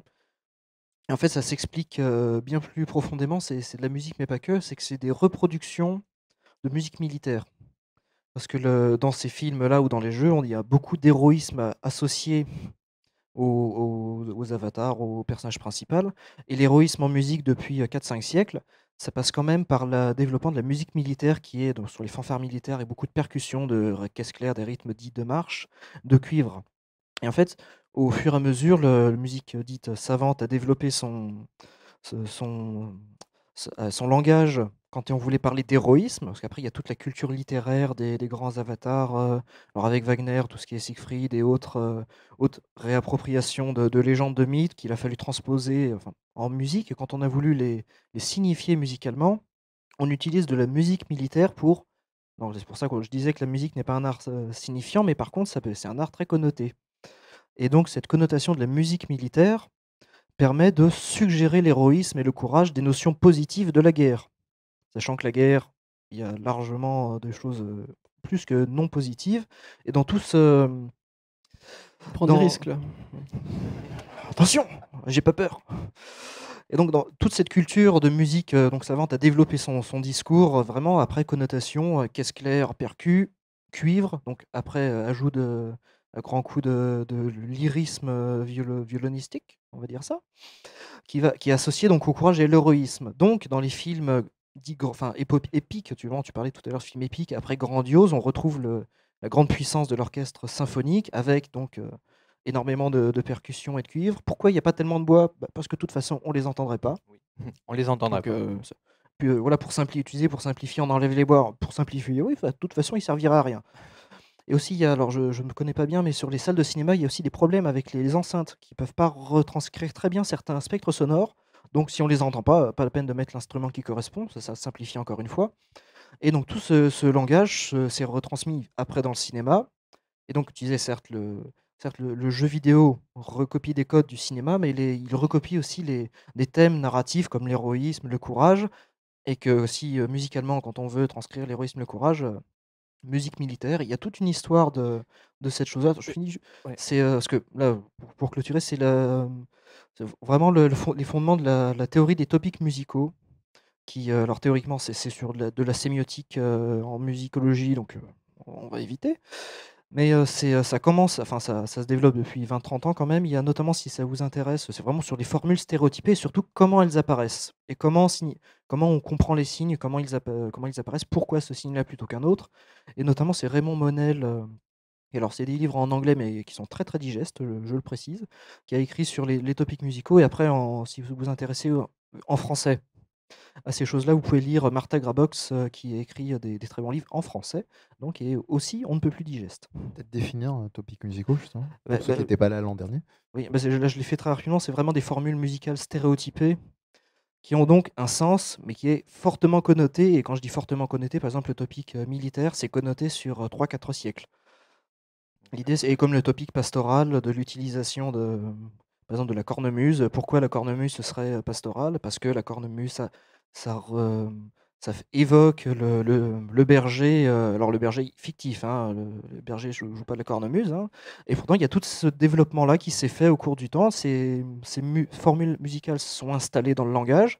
Une fois qu'elles sont installées, elles sont devenues symboliques parce que conventionnelles, et après, on recycle, on recommence.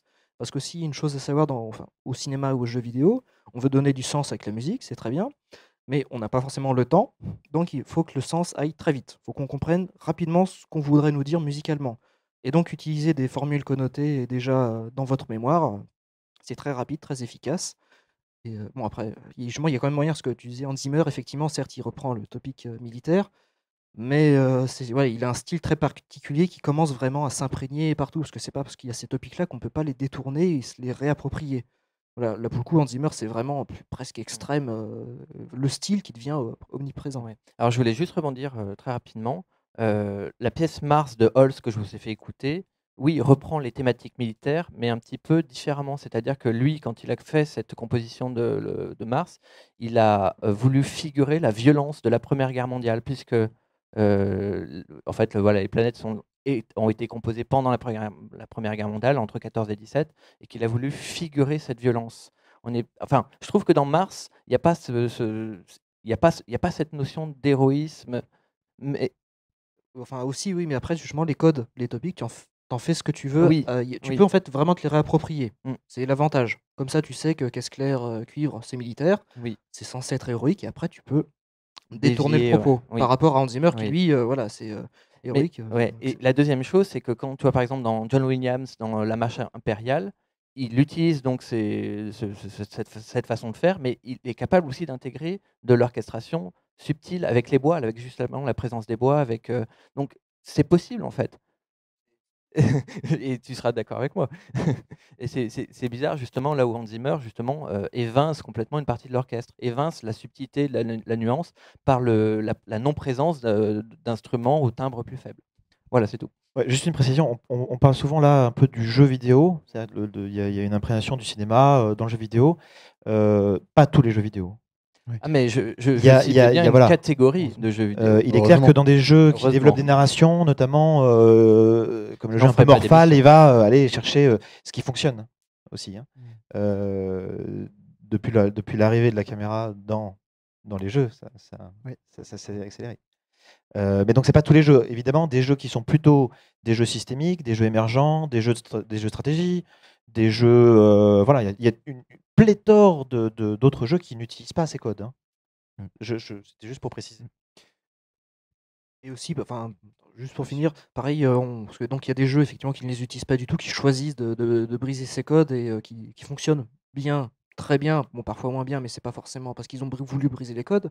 Et notamment, par exemple, qui est on ne peut plus, on va dire, apprécié par les gens, Nobuo Uematsu, les topics musicaux, il les utilise aussi, il se les réapproprie, on adore les musiques, bon ou pas, mais il est communément acquis que c'est un bon compositeur qui fait des bonnes choses, et pourtant il réutilise des formules stéréotypées et ça gêne personne. Alors, donc comme je disais quelques instants, je vais essayer très rapidement, parce qu'on c'est un chouïa éloigné donc, du jeu vidéo, mais enfin, ça permettait de poser la standardisation justement des musiques de jeux vidéo. Moi, ce que je voulais essayer de faire, c'est un petit panel à la fois de discours des compositeurs ou sound designer, alors je préciserai la nuance, hein, parce que pour moi elle a son importance, sur leur travail. Alors j'ai choisi quelques compositeurs ou sound designers que j'ai trouvé emblématiques et pourquoi. Donc il y a un compositeur qui en fait n'en est pas un parce que il se définit comme sound designer, c'est Akira Yamaoka, qui est le compositeur de la série des Silent Hill, entre autres chez Konami, et plus récemment il a composé les musiques de Shadow of the Damned chez Grasshopper et de Killer is Dead. Alors pourquoi Akira Yamaoka? Justement, il insiste sur être défini comme sound designer. Et il le précise, on va dire, pour deux raisons. C'est-à-dire que les morceaux et les ambiances qu'il crée, il faut savoir que c'est quelqu'un qui travaille énormément, en particulier sur la série des Silent Hill, qui est un jeu de type survival horror. Il travaille énormément sur les ambiances. On parlait au tout début de la conférence de la notion de silence. Il en joue à la fois de manière presque artisanale, hein, on parlait aussi des effets spéciaux, au sens où il vient explorer vraiment la notion de bruit, d'insupportable, qu'on peut très bien allier justement avec l'horreur. Le silence, c'était toujours synonyme au bout d'un moment d'angoisse, ou en tout cas de questionnement. Et il joue entre ces deux extrêmes qui peuvent être à la fois le silence total et la saturation la plus complète. Et la deuxième raison pour laquelle il se définit comme sound designer, c'est à la fois parce qu'il ne veut pas se limiter, mais aussi il y a des raisons à ça, c'est que de formation, il a fait des études de design. Et il lie d'une certaine façon sa musique, ses compositions, à une certaine vision de la forme, moi j'oserais même dire de l'image. Et donc là, ce qui est intéressant, c'est qu'il englobe l'objet jeu vidéo dans une architecture, parce que depuis tout à l'heure, on vous amène d'une certaine façon l'image, le son, un petit peu à part dans les jeux vidéo. Lui, sa vision est assez globale. Alors, donc ça, c'est un de ces personnages-là. Un tout petit parallèle qui est assez intéressant, et promis, il ne durera qu'une seconde, parce qu'on a parlé suffisamment de cinéma. Justement, il a composé les musiques de l'adaptation de Silent Hill au cinéma, donc qui a été réalisé par Christophe Gans. Et il a été questionné sur pourquoi est-ce que vous n'avez pas essayé autre chose en composant les musiques de l'adaptation au cinéma du jeu Silent Hill. Il a expliqué qu'il, pour lui, il n'en voyait pas l'intérêt, au-delà même du dispositif technique des enceintes de cinéma, au sens même justement où il était que dans une reproduction d'un dispositif vers un autre. On était dans une adaptation d'une œuvre dont lui voyait les spécificités et il ne voyait pas l'intérêt d'aller explorer autre chose dans une adaptation au cinéma. Peut-être qu'on peut supposer que s'il avait eu un travail sur une œuvre originale, il aurait peut-être expérimenté autre chose. Mais là, c'est intéressant, je dirais qu'il est, entre guillemets, cette franchise-là. Un autre une autre personne assez emblématique qui a été évoquée par toi justement tout à l'heure, c'est Olivier de Rivière, qui est compositeur notamment plus récemment du jeu Remember Me et d'un autre jeu qui est Of Orcs and Men, qui travaille énormément sur des pièces symphoniques, aussi électroniques d'ailleurs sur Remember Me. Et lui a beaucoup insisté lors de ses interventions sur les conditions de production. On en parlait tout à l'heure, et c'était un peu aussi la conclusion de ton intervention qui, à ce niveau-là, était très intéressante. Évidemment, quand on voit une personne comme Hans Zimmer, on se dit c'est pas possible de produire autant. Mais lui, ce qu'il soulignait, c'était pas autant la production répétée ou standardisée, mais quelles sont les conditions de production d'une bande-son d'un jeu. Et il explique, est-ce que le compositeur ou sound designer, est-ce qu'il intervient en amont du projet? Est-ce qu'il aide à définir le projet lui-même? Est-ce qu'il fait partie au long cours de la composition du jeu? C'est-à-dire, est-ce que c'est juste une visioconférence par Skype à je sais pas combien de kilomètres de distance? C'est pas la même chose, je pense, tu confirmeras, qu'en pièces réelles dans un collectif One Life Remains. Oui, parce qu'en effet, tu vas te retrouver dans les grands studios, en effet, les tâches déjà sont séparées. Quand on est 5, évidemment, le compositeur et le sound designer, c'est souvent la même personne. Et parfois, même dans certains jeux indépendants, c'est la même personne qui fait le code, l'histoire, le graphisme et le son. Donc, il y a des différences en termes de production qui ont un impact énorme sur la façon dont on va créer les sons, notamment le fait qu'il y ait dans les gros studios des séries d'une dizaine de sound designers qui travaillent chacun sur un son particulier, que évidemment le son produit par les feedbacks du jeu sont réalisés à des moments différents de la musique, que la musique est composée souvent plutôt à la fin, même si ça change, cette pratique change, mais la plupart du temps, on fait le jeu et on demande à un compositeur de mettre sa musique sur une image. On ne lui demande pas du tout de mettre sa musique sur un gameplay. Dans un collectif comme le nôtre, tout le monde participe à tout.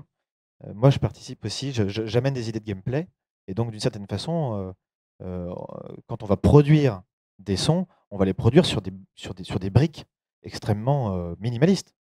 Il n'y aura même pas de graphisme encore. Le graphisme, c'est dans. Mais on va commencer déjà à interroger le son. On va dépouiller le gameplay, prendre ces briques de gameplay, essayer d'amener des sons qu'on va pouvoir projeter dans la machine et par des méthodologies d'émergence, hein, d'émergence, je le dis mieux parce que j'ai fait une petite faute de prononciation. On va pouvoir mettre des sons dans un jeu et faire, disons, jouer le système et trouver des choses et faire des découvertes assez étonnantes. Donc, on est vraiment d'un côté, je suis un peu extrême, j'ai plutôt une position excentrée par rapport à l'industrie du jeu vidéo, parce que moi, on ne m'appelle pas pour mettre du son sur de l'image, mais je participe à un projet global dans lequel la musique et toutes les questions qui sont liées au gameplay, au level design. Parfois, on fait un gameplay, on met la musique dedans, et le level design se fait avec la musique.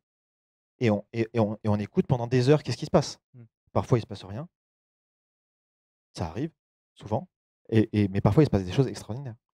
Donc, le processus de production, selon qu'il est inversé ou pas, hein, change énormément la façon dont le son va produire des effets, notamment dans le jeu vidéo.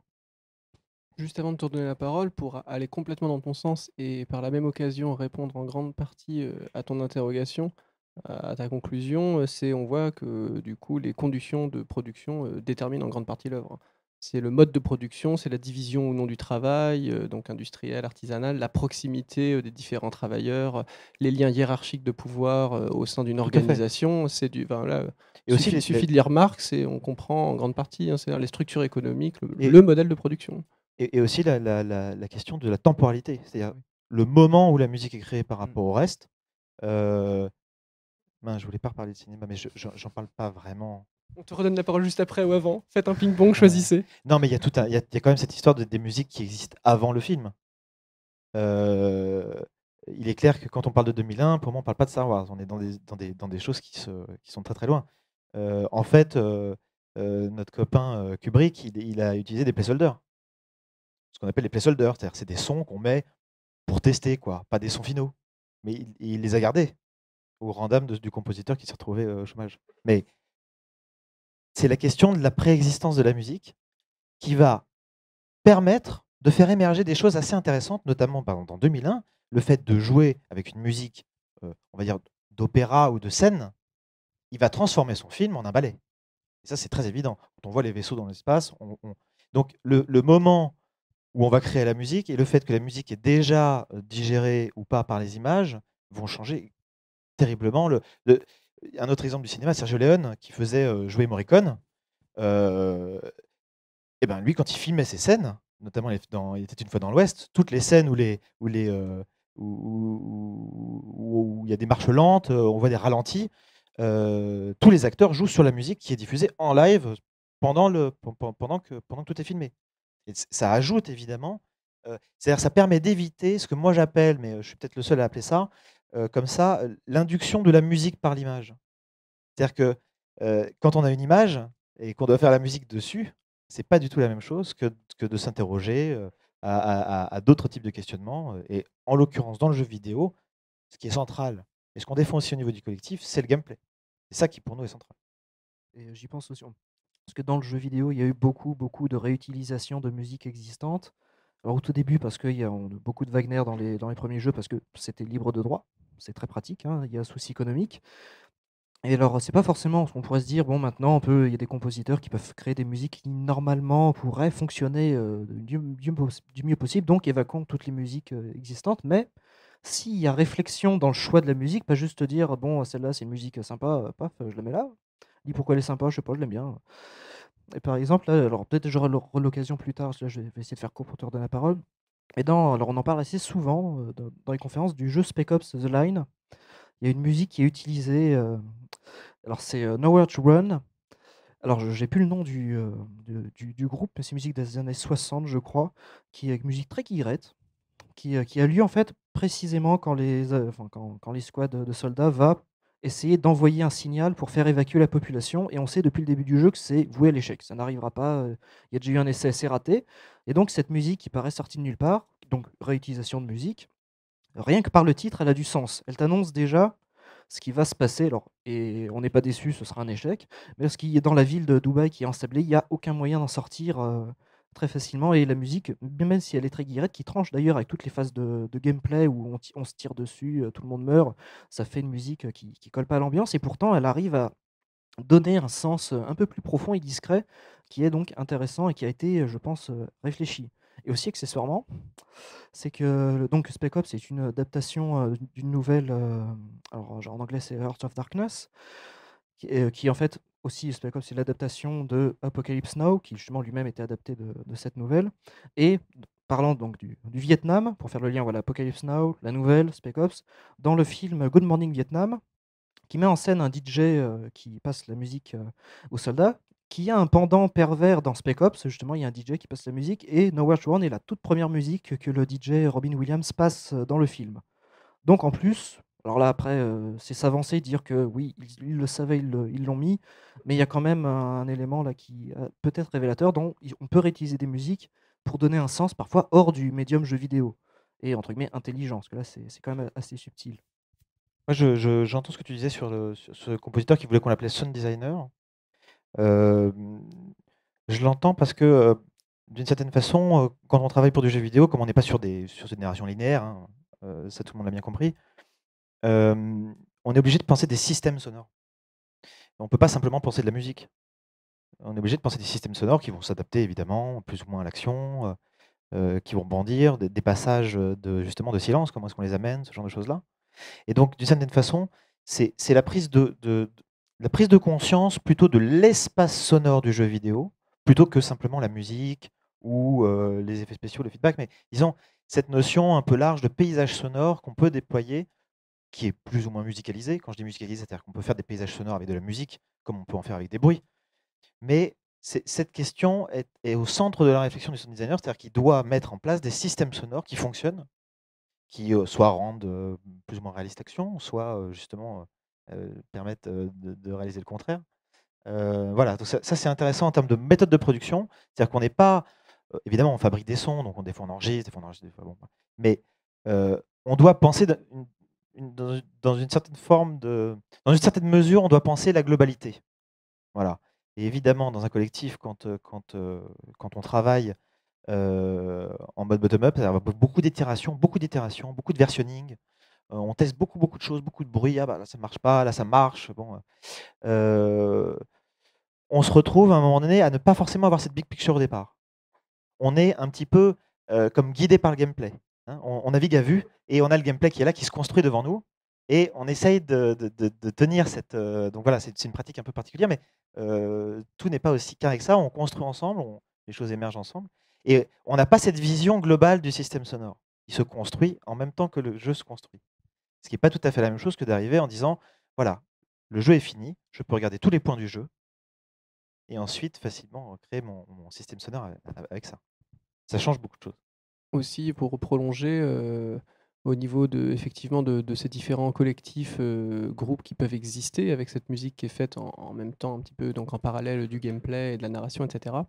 Il est intéressant de noter, alors peut-être pas ton expérience puisque ça n'a pas l'air d'être la tienne, mais peut-être celle d'amis, d'un éventuel des fois, rapport de force entre, par exemple, les différentes personnes, d'un jeu. Par exemple, dans certains groupes de manière classique, par exemple, on va voir soit un lead game designer en fait qui va être, très autoritaire, ça peut exister, c'est des rapports de force en gros, verticaux ou alors des rapports horizontaux et ça change complètement les projets. Est-ce que tu as des expériences justement de groupes dans lesquels, c'est plutôt verticaux et justement il y a des rapports de force justement, des exigences par Chez rapport à la nous, c'est musique? verticaux et horizontal en même temps. C'est-à-dire que tout le monde peut apporter des idées, mais à un moment donné, la personne qui est responsable de son domaine tranche. Donc il y a un petit peu de leadership, mais il y a beaucoup de travail collaboratif aussi. Et puis, j'allais dire, on ne parle pas non plus que de jeux vidéo, donc en fait, les liens se font aussi sur la musique. Un game designer qui parle du son d'un jeu, d'une certaine façon, ça mélange les domaines. Donc il y a le rapport de force, il est lié aussi à la compétence, la connaissance de son propre travail. Je dirais que, ça nous arrive comme dans tous les groupes de nous, écharper et c'est plutôt positif. C'est plutôt positif que parce que évidemment quand on fait du jeu expérimental, donc faudrait peut-être que je définisse un peu ce que c'est, mais c'est le jeu expérimental, c'est dire voilà, le jeu vidéo, c'est un médium, culturel, mature qui peut recevoir tout un tas de questionnements politiques, de société, philosophiques et donc, nous on essaye de produire des jeux qui ont ce genre de questionnement. Et donc évidemment, nos discussions ne sont pas simplement non plus des discussions seulement sur le son, mais aussi sur quel est l'impact du son et tout. Et donc évidemment, tout le monde n'est pas d'accord. Et puis tout le monde n'écoute pas la même chose dans le collectif. Tout le monde n'a pas la même oreille. Tout le monde n'a pas la même connaissance. Voilà, moi par exemple, j'ai pas une connaissance qui dépasse celle de mon game designer en termes de gameplay. J'apprends. Donc voilà, on est plutôt dans l'échange, mais c'est vrai que comme on vient plutôt du prototypage rapide, on vient plutôt de cette, un peu des jams.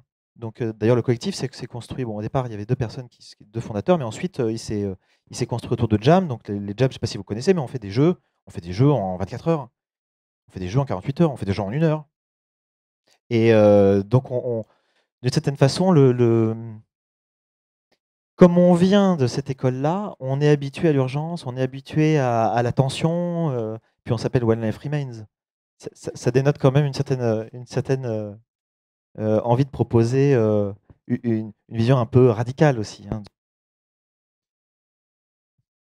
Alors après, pour poursuivre sur les conditions de production, je parlais d'Olivier de Rivière et en fait, je vais le citer parce qu'il a une anecdote, ça va souligner le côté standardisation des productions AAA, donc qui sont l'équivalent, c'est un synonyme de blockbuster. Hein.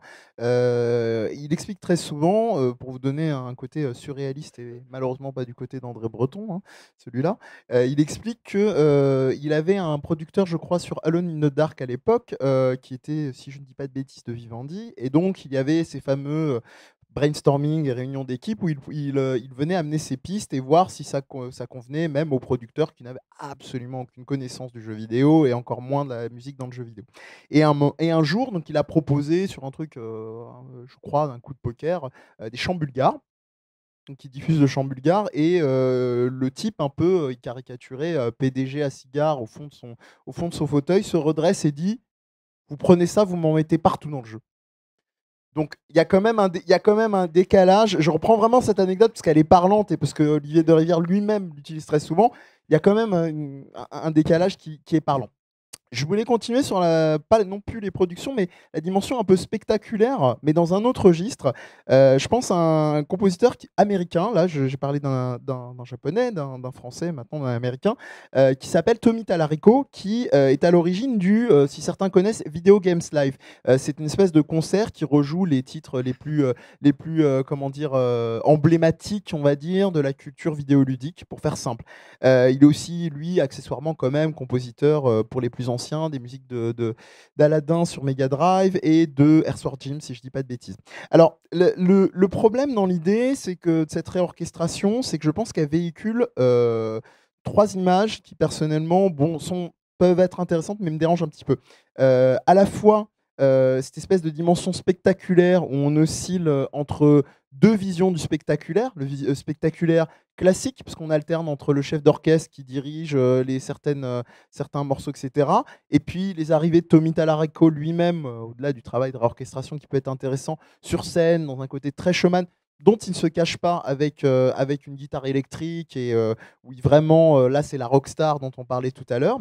Et puis l'ennui, c'est effectivement, se pose la question aussi de ces réorchestrations de morceaux très connus, donc forcément qui ont une empreinte nostalgique, quelque chose de sensible, parce que c'est pas seulement un jeu qui nous a touché à l'époque, c'est un jeu qu'on a gardé en souvenir, qu'on a rejoué, qu'on a partagé, et je dirais pas cette facilité, parce qu'il y a un travail derrière, mais de un peu tirer sur la corde sur des morceaux qui parfois ne sont pas, je dirais pas, non pas dignes d'intérêt, mais peut-être sont uniquement empreints de cette image nostalgique qu'on a. C'est-à-dire, évidemment, quand vous mettez la plupart le morceau qui clôt en général très souvent Video Games Live, c'est One Winged Angel de Final Fantasy VII, qui est le thème de Sephiroth, de grand méchant assez emblématique. Encore là, on a c'est finalement ces motifs assez représentatifs. Le morceau, je pense qu'on en parlera mieux que moi, est très emblématique à ce niveau-là. Donc, là, on a encore un autre discours, je dirais, sur le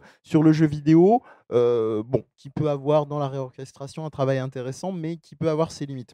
Et puis, je vais terminer sur un dernier point, qui est peut-être celui qui, personnellement, m'intéresse le plus, c'est des compositeurs qui ont un réel discours sur leur dispositif. Non pas que Akira Yamaoka n'en avait pas, mais là, c'est un discours vraiment tranché et puis esthétique. Je pense à Tetsuya Mizuguchi, qui est comment dire, compositeur, qui a été compositeur chez Kyo Entertainment et qui maintenant enseigne justement le sound design, entre autres, dans une école, l'école de Keio au Japon. Alors, il faut savoir qu'il a composé les musiques de Space Channel 5, de Rez, avant ça, mais dans rien à voir, mais de Sega Rally. Et il y a les deux qui vont nous intéresser, c'est Rez et Child of Eden. Alors, pourquoi là, on se rapproche de la performance. Encore une fois, je me tourne vers toi parce que je sais que One Life Remain, pour avoir assisté, a eu l'occasion aussi de proposer très souvent des performances vidéoludiques qui interrogent à la fois le game design, mais aussi le sound design. C'est vraiment pour ça que j'insiste sur compositeur et ou sound designer, parce que on parle depuis quelques années et très souvent ici au Stunfest, on s'interroge sur qu'est-ce que c'est que le game design, etc. Mais le sound design fait partie aussi de cet ensemble-là. Moi, je suis très d'accord avec ta définition de l'idée de dire que ça fait partie d'un système et que peut-être que la définition de compositeur réduit un peu l'idée. Alors, donc, je termine. Très souvent, quand on parle de Mizuguchi, on parle de son influence dans ses jeux de Kandinsky. Donc Vassili Kandinsky, qui était un peintre russe qui avait un discours, qui a beaucoup écrit et théorisé sur la peinture, sur la notion de mouvement de l'image, de place dans un cadre, etc. De là à faire un parallèle avec le jeu vidéo, il n'y a qu'un pas. Mais moi, je me suis interrogé sur un autre auteur, un autre peintre, pardon, qui est Mondrian. Alors, je pense qu'avec une petite image, ça va parler à tout le monde. Le fameux Carlo de Mondrian, donc on a retrouvé, entre autres, dans la culture, la mode et la culture populaire chez c'est ça, je dis pas de bêtises. Non, Yves Saint Laurent, sur ses robes, hein, pour les plus nostalgiques. Alors, pourquoi je vous dis ça? Parce que moi, je trouve que c'est mon intuition à moi, mais l'œuvre de Mizuguchi, notamment dans un jeu que je n'ai pas cité volontairement, qui s'appelle Lumines, qui est une espèce de Tetris mixé avec un jeu de rythme, se rapproche beaucoup plus de celle de Mondrian que celle de Kandinsky. Alors, Pourquoi? Parce qu'il y a, bon, déjà, visuellement, vous avez cette image des carreaux qu'on retrouve aussi là. Et ce qu'il faut savoir, c'est que Mizoguchi a toujours ce concept de synesthésie sur lequel il s'appuie. Alors, la synesthésie, très rapidement, c'est l'idée d'associer un son avec une image et inversement. C'est-à-dire que vous voyez une image, pardon, une couleur, excusez-moi. Vous voyez une couleur, vous l'associez à un son. Vous voyez un son, vous pouvez l'associer à une image. Et donc Mondrian avait vraiment dans son travail, notamment à la fin de sa carrière, il a quitté justement ces fameux carreaux, c'est-à-dire que ces peintures n'étaient plus du tout des carreaux délimités par donc, des traits noirs, mais au contraire une espèce d'explosion de l'espace qui était due, je vous le donne en mille, à la musique et notamment à l'explosion du jazz aux États-Unis à l'époque de son travail dans l'art. Donc, pourquoi je fais ce parallèle-là? Parce que je pense qu'il est vraiment nécessaire, et je vais retomber sur mes pattes et terminer avec les deux exemples que je vous ai donnés, qui étaient Child of Eden et... Enfin, Rez et surtout Child of Eden, où on arrive avec des jeux qui commencent à interroger la notion justement de performance dans le jeu vidéo. Child of Eden, c'est un jeu qui emprunte énormément à Rez, qui lui-même s'inspire on va dire, d'une exploration de type jeu de shoot, mais avec des nappes de musique qui se développent progressivement. Et en plus ajoute le Kinect ou le PS Move, donc comment dire, l'idée de mouvement et d'incorporation du corps dans l'expérience de jeu. Voilà, c'était juste pour terminer sur ce petit panel. Ouais. Je peux rebondir sur plein de trucs que tu as dit. Alors, je ne sais pas ce que je vais choisir. Peut-être celui le plus simple. Celui de la performance, en effet.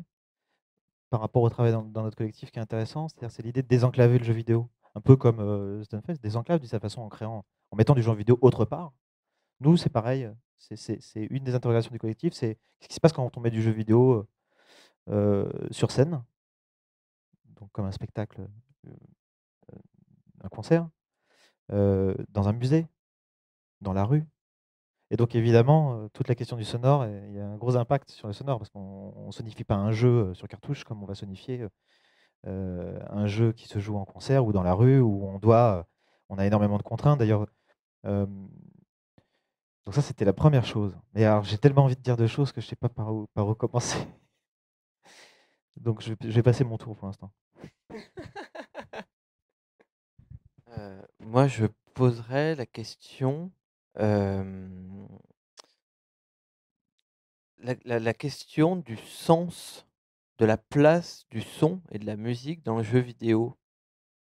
Et je vois mon collègue qui se frotte les mains, parce que c'est une question qu'on n'a pas abordée, c'est-à-dire qu'on a vu les expérimentations, on a vu le travail voilà, d'Olivier de Rivière, du compositeur des Silent Hill, et puis du showman qui est et producteur et instrumentiste dans les Video Games Live.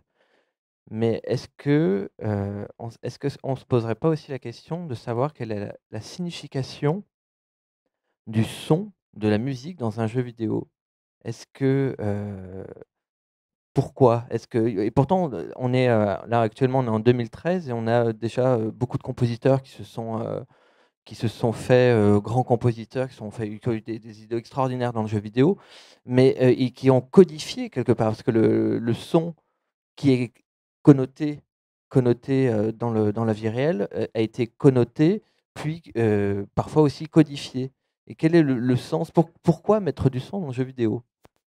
Après, pour justement parler du son et pas que de la musique, il y a des expériences qui ont été faites, notamment sur, alors c'était c'était Warcraft, donc pas World of Warcraft, jeu de stratégie, et Hitman, jeu d'infiltration, assassinat.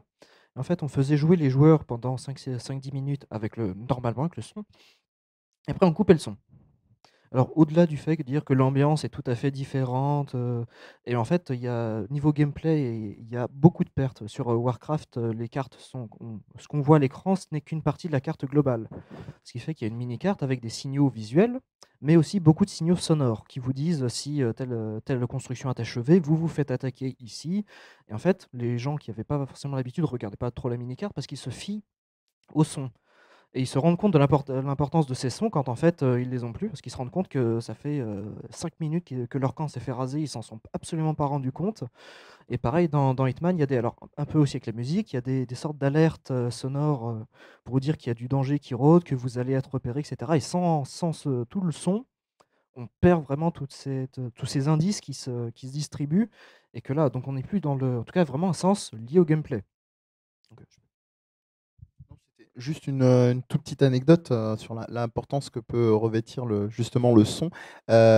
Pour ceux qui connaîtraient le jeu Oddworld, l'Odyssée d'Abe, donc qui est un jeu où on incarne un personnage qui doit sauver ses congénères en se faufilant dans une usine. Et il faut savoir que récemment, j'ai eu l'occasion de lire un billet, je crois, qui était sur le site de l'éditeur, pas GT Interactif, enfin bref, peu importe, et d'un joueur qui avait envoyé des vidéos, qui s'était filmé en train de jouer. Et la particularité de ce joueur, c'est qu'il est aveugle. Et en fait, il a terminé le jeu sans aucun recours, en l'occurrence, à l'image, car le jeu permettait dans son sound design de terminer par répétition, certes, mais comme nous-mêmes, avec comment dire, la vue, on est capable de terminer, mais par répétition, à terminer le jeu comme ça. Et après, aussi pour parler globalement de la signification de la musique là, par rapport dans une musique, soit narrative, enfin la niveau de la narration, faut essayer d'appréhender le concept en fait de contamination sémantique. C'est qu'en fait, et aussi d'intermédialité, des interactions entre, par exemple, entre l'image et le son. En fait, c'est alors aussi, je conseille si vous vous intéressez à ça, Michel Chion, qui est un auteur français qui écrit beaucoup sur le sound design au cinéma, qui explique que en fait, chaque musique va donner du sens à une image et inversement. Par exemple, justement, pour revenir sur Star Wars, vous imaginez la descente de Darth Vader sur la marche impériale. Donc c'est très, très héroïque. Et puis vous changez, vous mettez le petit bonhomme en mousse. Voilà, Ça a c'est- marché beaucoup moins bien, comme dirait Bourvil. ça marchera très différemment. C'est pas forcément moins bien, c'est différent. Alors c'est pas le but dans le film, mais voilà, il y a l'image et le son peuvent avoir des centres connotés.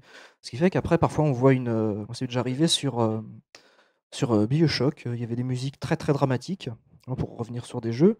Des musiques, alors pas les musiques de radio qui sont diégétiques dans la narration, vraiment des musiques extra-diégétiques qu'on entend notamment à la fin du jeu, qui sont très, très dramatiques. C'est quand même un jeu très, très sombre avec une histoire assez glauque.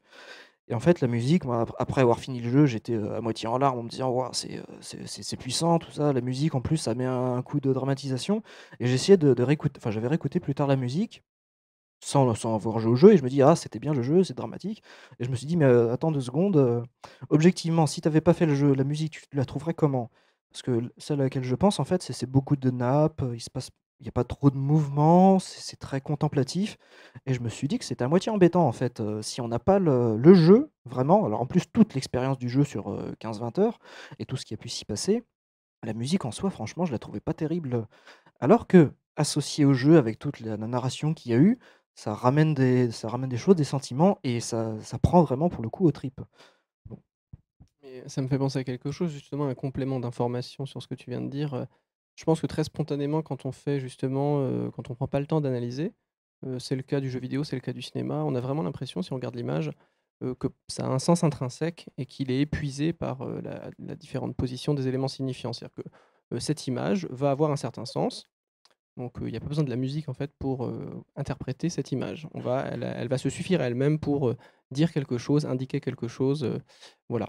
Et on a l'impression du coup on rajoute une musique pour donner peut-être des informations supplémentaires, peut-être de feedback avec les FX, peut-être pour l'immersion, pour tout un tas de raisons, et qu'on va donner des informations supplémentaires.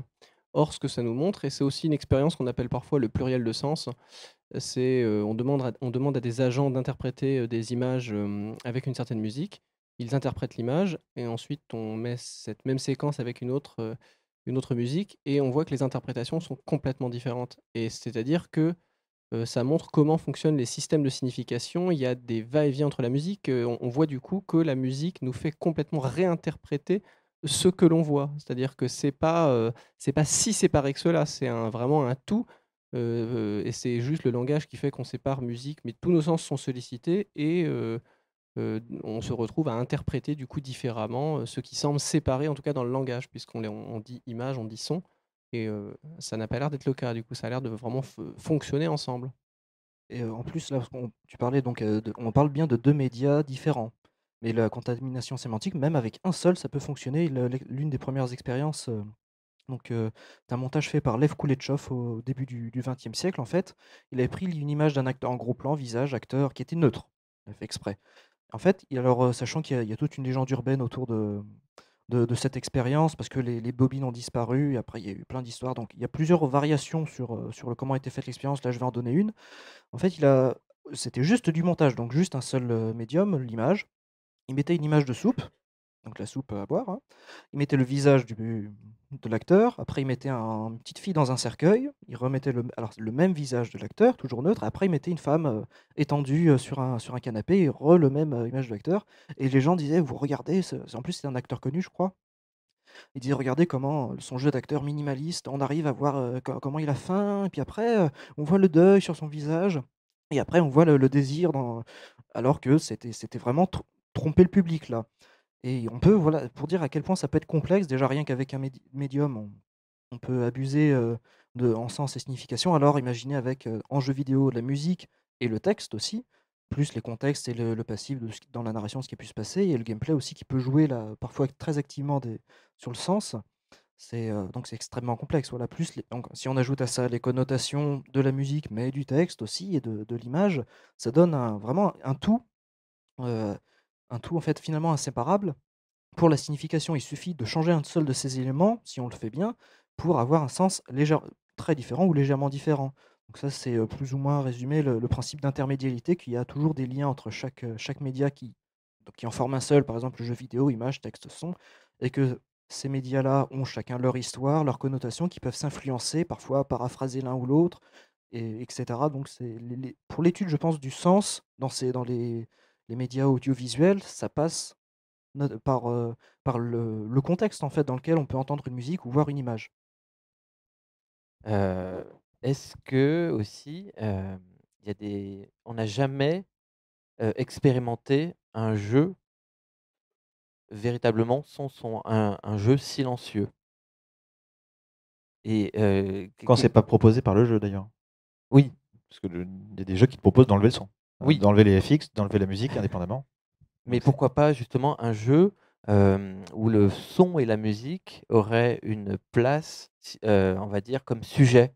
Il y a jamais eu de Je me pose toujours la question, pourquoi il y a jamais eu un jeu vidéo avec la naissance du son, avec la naissance on a eu un jeu comme, Evoland qui faisait évoluer, ben, justement les différentes passerelles historiques du jeu vidéo, du 8 bits, des choses comme ça, et pourquoi il y a jamais eu aussi un jeu vidéo avec ces questions-là, avec que ce soit un jeu, forcément un jeu indépendant, j'imagine?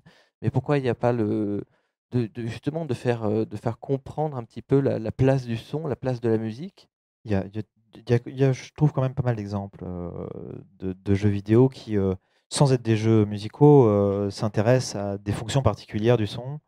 Je pense à un jeu comme Proteus, qui est vraiment un système sonore extrêmement complexe où on se balade sur une île et on vit des expériences sonores absolument incroyables.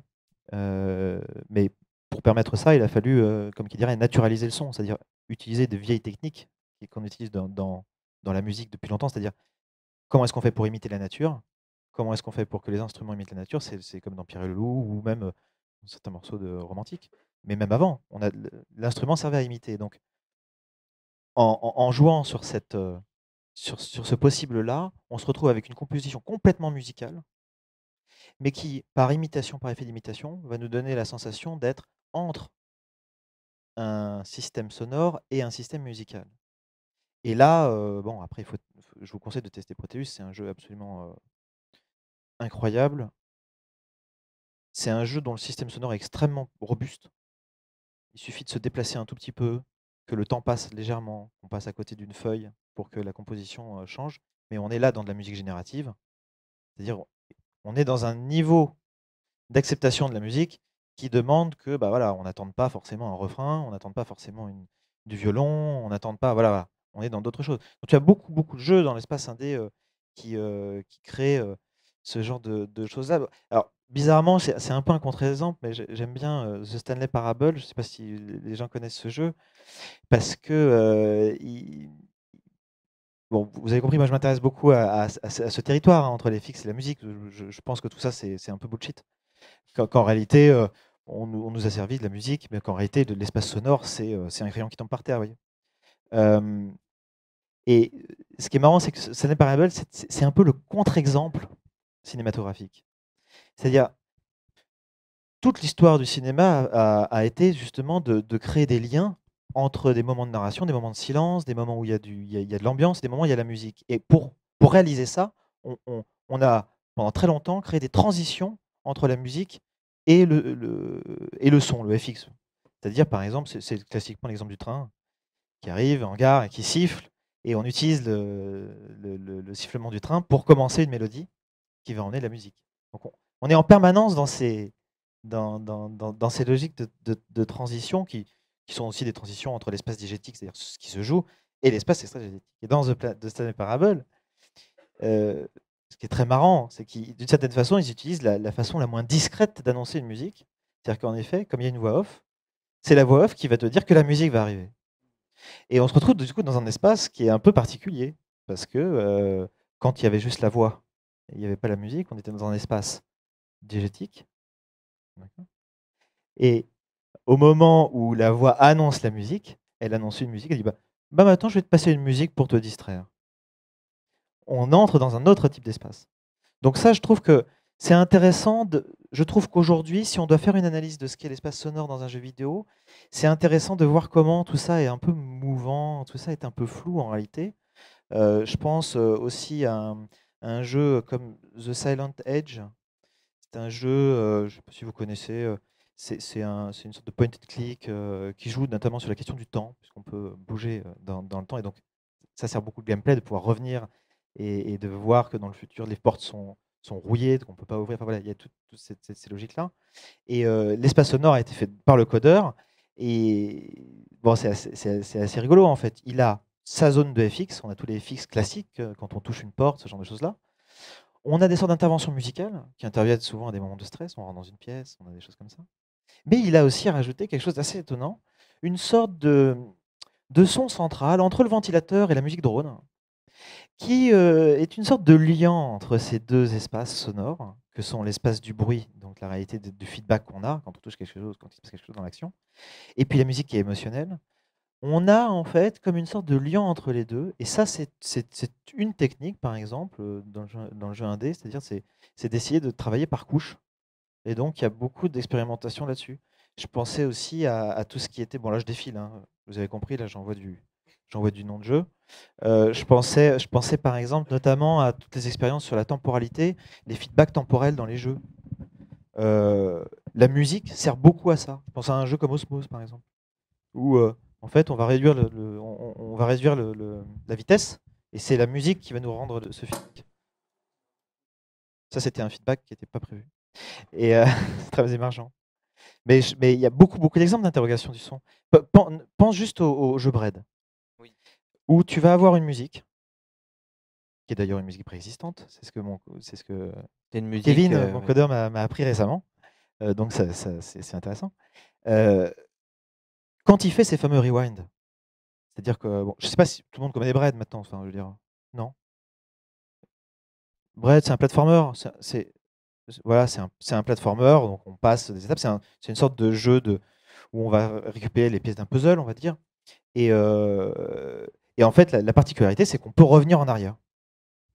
Et donc, avec une touche, on revient en arrière à n'importe quel moment. Et il se trouve que cet effet, en plus d'être intéressant, parce que dans le gameplay, ça nous permet, donc, quand on est mort, de revenir, de refaire l'action, mais aussi d'aller chercher des objets qui n'étaient pas accessibles parce qu'on ne pouvait pas revenir, notamment à un moment donné des sortes de nuages qui avancent. Alors si on recule, voilà, on peut se positionner. Donc c'est un platformer assez intéressant pour ça. En plus de ça, c'est illimité. C'est-à-dire que le rewind, et là on parle aussi un peu de technique, c'est-à-dire que on peut rembobiner pratiquement sans fin. Et donc ça a demandé au créateur du jeu, Jonathan Blow, évidemment. Quand je pense que ce que je viens de faire là est filmé. Oubliez le nom de Jonathan Blow. En fait, ce qui est très marrant, c'est qu'il a pratiquement, enfin, il a développé un système sonore complètement à l'écart du jeu. Il s'est dit, bon, c'est trop compliqué. Mon rewind, c'est pas une ressource. Donc, c'est pas quelque chose que je peux emmagasiner. Et il faut que j'arrive à rendre cet effet illimité. Et notamment à faire entrer musique et FX dedans. Donc, il est passé par un système à côté, un système sonore qui vide lui-même et qui s'efface petit à petit. Donc là, tu vois, par exemple, une contrainte a permis de créer un système sonore tout à fait particulier et qui permet, du coup, de rembobiner à la fois la musique, à la fois les FX, de façon complètement naturelle. Et c'est pas le système c'est pas le système du jeu qui le crée, c'est un système à part, un système sonore qui a été créé pour ça. Bon. Ça contredit un petit peu ce qu'on disait un petit peu avant, c'est-à-dire que tu sais, quand tu parlais de la façon de créer de la musique, il faut que ce soit une cohésion, un travail de groupe, et que là, Jonathan Blow, je ne sais pas combien, il était peut-être tout seul à créer son. Ils étaient deux. deux avec l'illustrateur, je D'accord. pense. D'accord. Et ben là, justement, il prend une matière existante, mais il arrive à la rendre cohérente avec le jeu, justement, par le biais de la mouvance de la musique par rapport justement à ses retours en avant, enfin ses avances. Je ne crois pas qu'on puisse dire que ce soit bien ou pas bien. C'est-à-dire, utiliser la musique préexistante, si on le fait bien, pourquoi pas? Kubrick l'a fait. Et c'est pareil, je veux dire, c'est presque la question du plagiat. Je veux dire, quand on voit que dans les musiques de films très connus, il y a des choses qui ont été empruntées, c'est pas nouveau. Je veux dire, on a Vivaldi copiait note pour note Bach. Il lui piquait ses partitions et en faisait des versions en violon. Donc, on peut relativiser ces questions-là. Moi, ce qui m'intéresse, en effet, peut-être que la question de la musique est. Mais pareil, dans le jeu Bread, les effets spéciaux sont assez enfantins. Bing, boom, bam. Enfin, on est sur des choses très, très, très, très enfantines. Mais c'est pas très grave. C'est pas très grave parce que ça fait partie, c'est assumé, ça fait partie de la direction artistique du jeu et moi, ça me gêne pas particulièrement. Voilà. C'était pour répondre à ta question. Oui, non, c'est répondu. Et puis je voulais parler aussi d'un jeu que j'aime bien, qui parfois fait débat, je sais pas pourquoi d'ailleurs. C'est un jeu qui s'appelle Limbo. Et alors, du coup, J'attends de voir ce que tu vas en dire. oui, alors c'est très marrant parce que ce que je vais en dire est un peu lié à une expérience personnelle. C'est-à-dire, j'ai conseillé le jeu. Moi, je trouve que c'est un jeu extrêmement intéressant, notamment par rapport à la question de la peur et aussi plus généralement sur la question de la mort. Le fait de se voir mourir est pour moi quelque chose d'extrêmement intéressant. Mais alors, je dis, bon, bah, t'as joué, t'as aimé? Il me dit, oui, j'ai bien aimé. Et alors, la musique, qu'est-ce que t'en penses? Et il me dit, mais il n'y a pas de musique dans Limbo. Et je lui dis, bah, c'est marrant, en me disant ça, tu fais 2 erreurs. C'est-à-dire, tu dis une chose, mais en fait, en même temps, tu fais 2 erreurs, ce qui est déjà pas mal, déjà, je trouve, en termes de scoring. Mais d'abord, tu oublies qu'il y a vraiment de la musique dans Limbo. Il y a de nombreuses nappes qui ne sont pas des effets spéciaux. Il y a de nombreuses interventions musicales qui sont souvent d'ailleurs dans les moments de rencontre avec les autres enfants. Puis il y a aussi de la musique sur le menu. Puis j'ai dit, tu t'as fait en même temps une deuxième erreur, c'est que le compositeur, je crois qu'il s'appelle Anderson, dans mon souvenir, pour une fois je retiens un nom, je le dis, il explique qu'en fait, c'est une véritable composition qu'il a réalisée. Lui est convaincu qu'il a fait de la musique et qu'il a fait une composition qu'on appelle acousmatique. C'est-à-dire qu'en fait, il a développé dans ce jeu la possibilité d'un univers sonore de choses qui ne sont pas vues, qui sont donc derrière. Mais en réalité, il organise son espace sonore comme une composition autour des sons qu'on ne voit pas. Et voilà, ça c'est pour moi un exemple extrêmement intéressant, Limbo. C'est un exemple où on peut faire 2 contresens. On peut ne pas avoir de musique alors qu'il y en a vraiment. Et en plus, on peut ne pas avoir de musique alors que si on a une conception large de la musique, il est clair qu'il y a un espace sonore là très intéressant, très riche. Et voilà, en fait, c'était ma conclusion, moi, que j'avais. Donc, Mais c'est marrant parce que ça ressemble À la synesthésie, j'ai pensé aussi. Voilà. Juste aussi pour dire, après, là, parce que j'ai assez peu joué à Limbo, en fait, j'ai dû décrocher assez vite pour plusieurs raisons.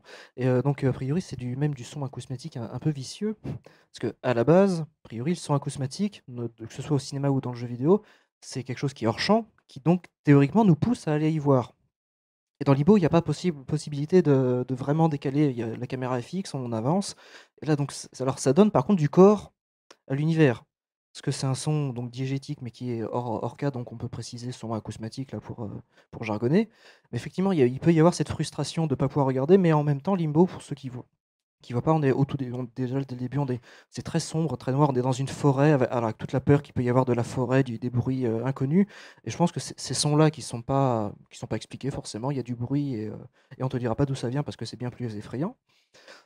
Donc la possibilité de ne pas pouvoir justement y faire attention, ça ajoute à l'ambiance du jeu qui justement est, que ce soit justement au niveau qui est très empathique au niveau des lumières, donc du visuel, donc de la musique.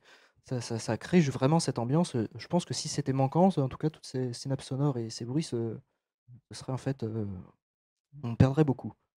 Moi, je voulais juste aller un peu plus loin. Ça m'évoque aussi une interprétation personnelle, toujours sur Limbo. On parlait de. Je vous rassure, hein, je vais faire le lien. On parlait de Mortal Kombat un peu plus tôt dans l'après-midi. Et en fait, Et notamment d'un speedrun de Mortal Kombat. Voilà, pour tout dire, qu'on regarde tous les qui a ans. été réalisé par vos serviteurs il y a quelques temps. Plus sérieusement, on parlait de Mortal Kombat dans ce qu'il y avait, on va dire, du rapport au corps, et puis de ce côté très discordant dans ce qu'ils ont pu faire du côté de la musique, du côté... enfin, c'est tout, malgré le photoréalisme de l'époque, c'est tout sauf réaliste. Alors, je reviens à Limbo. Pour expliquer, il y a presque, ce qu'on dit depuis tout à l'heure, c'est presque que le travail du son, des effets spéciaux, à ce niveau-là, arrive à créer un sentiment, je dirais, discordant, voire dissonant. C'est-à-dire que ce personnage donc, de Limbo, pour ceux qui ne l'ont pas fait, on le disait depuis tout à l'heure, c'est quasiment une silhouette noire avec juste uniquement deux yeux blancs, d'ailleurs sans orbite, hein, qui brillent dans l'obscurité. Et vous l'incarnez. Donc effectivement, il y a cette curiosité de du son acousmatique, de ce qui est hors champ, etc. Mais d'un autre côté, moi, dans mon expérience de jeu, j'ai eu une espèce de, presque par moment, de jouissance à le faire mourir aussi, ce personnage-là. Alors, au-delà de passer pour un sociopathe, hein, je vais m'expliquer pourquoi. Pourquoi je parlais de Mortal Kombat, ça va me permettre de m'expliquer. Il y a quand même un plaisir dans Mortal Kombat et dans certains jeux qui ont exploré cette perspective-là, de faire mourir son avatar, enfin de disposer du corps. Et puis dans Mortal Kombat, c'est très original. Ils explosent en glace, en ce que vous voulez. Dans Limbo, on est dans le même état d'esprit. Un autre jeu encore, pour faire un parallèle plus récent, il y a Bayonetta, où toutes les tortures possibles et imaginables sont... Mais là, pourquoi je vous dis ça? Il y a cette curiosité du son qui est off, et en même temps, cette représentation du personnage, on a envie de l'y emmener, mais au bout d'un moment, voilà, ce côté poupée, ce côté dérangeant, on a presque envie en même temps de se dire, bah tiens, quitte à l'emmener et puis satisfaire notre curiosité, entre-temps, bah, on peut peut-être le faire tomber volontairement ou pas. Enfin voilà, c'est très personnel comme interprétation, mais voilà, c'est ce que ça m'évoque en tout cas. Et je trouve qu'il y a un parallèle aussi entre mais c'est marrant parce que celui qui a fait les musiques de Limbo se considère comme compositeur, alors que celui qui a fait les musiques de Silent Hill 2 ne se considère pas comme compositeur. Tout à fait. Et est-ce que je trouve qu'il y a une démarche qui est très différente au niveau de l'esthétique, mais il y a aussi des points communs. Il y a des points communs, c'est le fait d'habiller une image par soit de la musique acousmatique, soit justement des nappes. Il y a une espèce de connexion, je ne sais pas si elle est rapide ou si elle est fondée, je ne sais pas. Mais il y a une façon de... Parce que là, on est un peu dans la thématique de l'image un petit peu sale, un petit peu violente, qui en appelle un peu à nos peurs, parce que Limbo, il est fait en noir et blanc, donc il appelle un peu à la peur du noir. Et dans Silent Hill, il y a aussi ce côté terrifiant. Et pourtant, moi, je pense à un autre jeu, le Survival Horror. Il est traité musicalement, enfin, il peut être traité de manière très différente. Autant dans Silent Hill, par exemple, le deuxième épisode, il y a une thématique du son, du craquement sonore. Il y a une thématique de la nappe très peu mélodieuse, voire quasiment pas. Il y a la thématique du silence aussi, où on entend vraiment que le son du personnage qui marche.